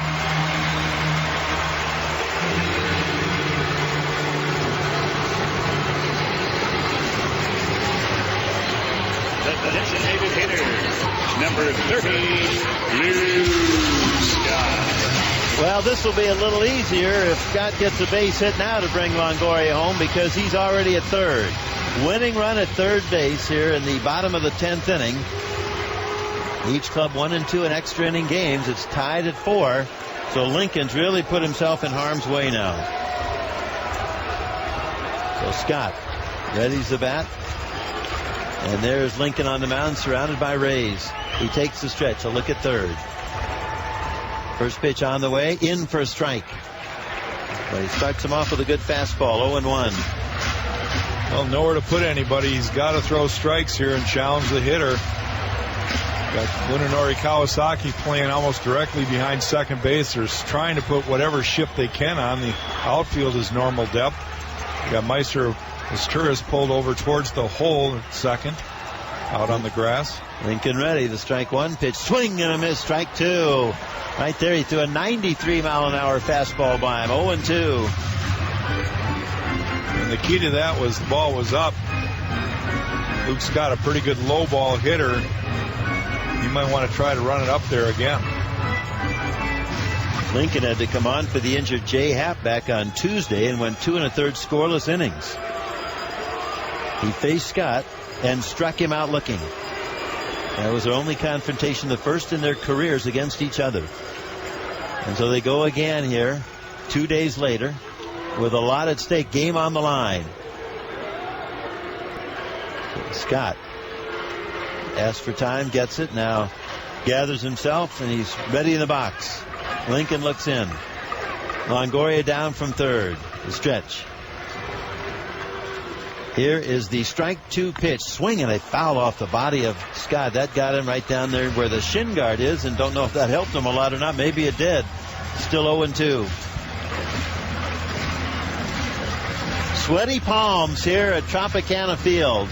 Well, Brad Lincoln's got a couple pitches that he can waste here to see if Scott might be a little anxious, wanting to be the hero. But with that being said, he can't be throwing him in the dirt. You don't want to have a ball go by JP. So he's got to be careful.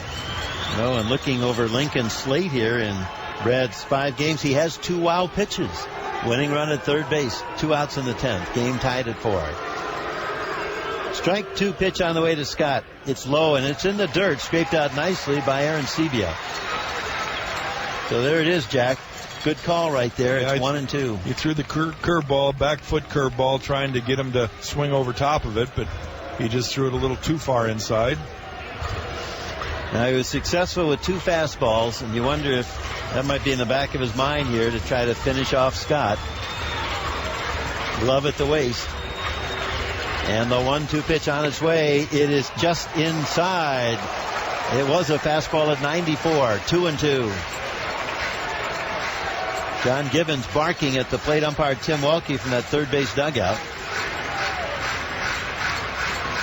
Tim in his 30th year as a Major League umpire. His younger brother Bill, by 10 years, also a Major League umpire. So Luke Scott with a 2-2 count, trying to win it. Brad Lincoln trying to send it to the 11th. The stretch. Look at third. And the 2-2 pitch is in the dirt. Ball 3. And the Now with the bases loaded, they'll be going. Of course, it's a moot point really with the winning run at third, but a full count now. Brad Lincoln will visit with J.P. and CB, will walk him to the mound. Well, it takes nerves of steel right now for the pitcher on the mound to be able to throw a strike and locate a pitch. You got bases loaded. The game's on the line. The next ball, you walk into the dugout, so he's got to challenge him, try to get a strike here. He challenged him with 2 fastballs and got ahead 0-2, 92 and 93 miles an hour. Missed with a 94-mile-an-hour fastball on 1-2, and now it's 3-2. The stretch, the crowd with Luke. Here it comes, and it's low, ball 4. The Rays win it 5-4. Brad Lincoln with a bases-loaded walk. In fact, for Aaron Luke, charged Luke with the loss, and Brad Lincoln ends up walking Luke Scott with the bases loaded here, and the Rays win it 5-4 in 10 innings. We'll be back with the totals and more right after this, brought to you by Home Hardware. This is the Blue Jays Radio Network.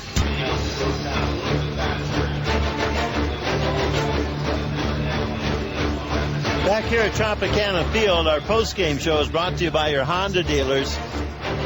In 10 innings, the Rays win at 5-4 to split the 4-game series right down the middle. And they do it recipients of 3 straight walks. Aaron Luke walking James Loney intentionally to put 2 on with 2 outs. And then Brad Lincoln walking 2 unintentionally, the last with the bases loaded Luke Scott's walk brought home the winner, Evan Longoria. For the Rays, 5 runs, 9 hits, 1 error, and 9 left. For the Blue Jays, 4 runs, 8 hits, no errors, and 7 left. The winner is Kyle Farnsworth. 11,979 see the game as the Blue Jays fall to 1-3 in extra inning games, and the Rays even their mark in that category at 2-2. The Blue Jays now lose 2 straight here after winning 3 in a row, including their game Sunday at home against Seattle, and they will take a 13-23 record to Fenway Park for their game tomorrow night against Boston. The Rays with a win 16-18. We'll be back with more right after this, brought to you by Home Hardware. This is the Blue Jays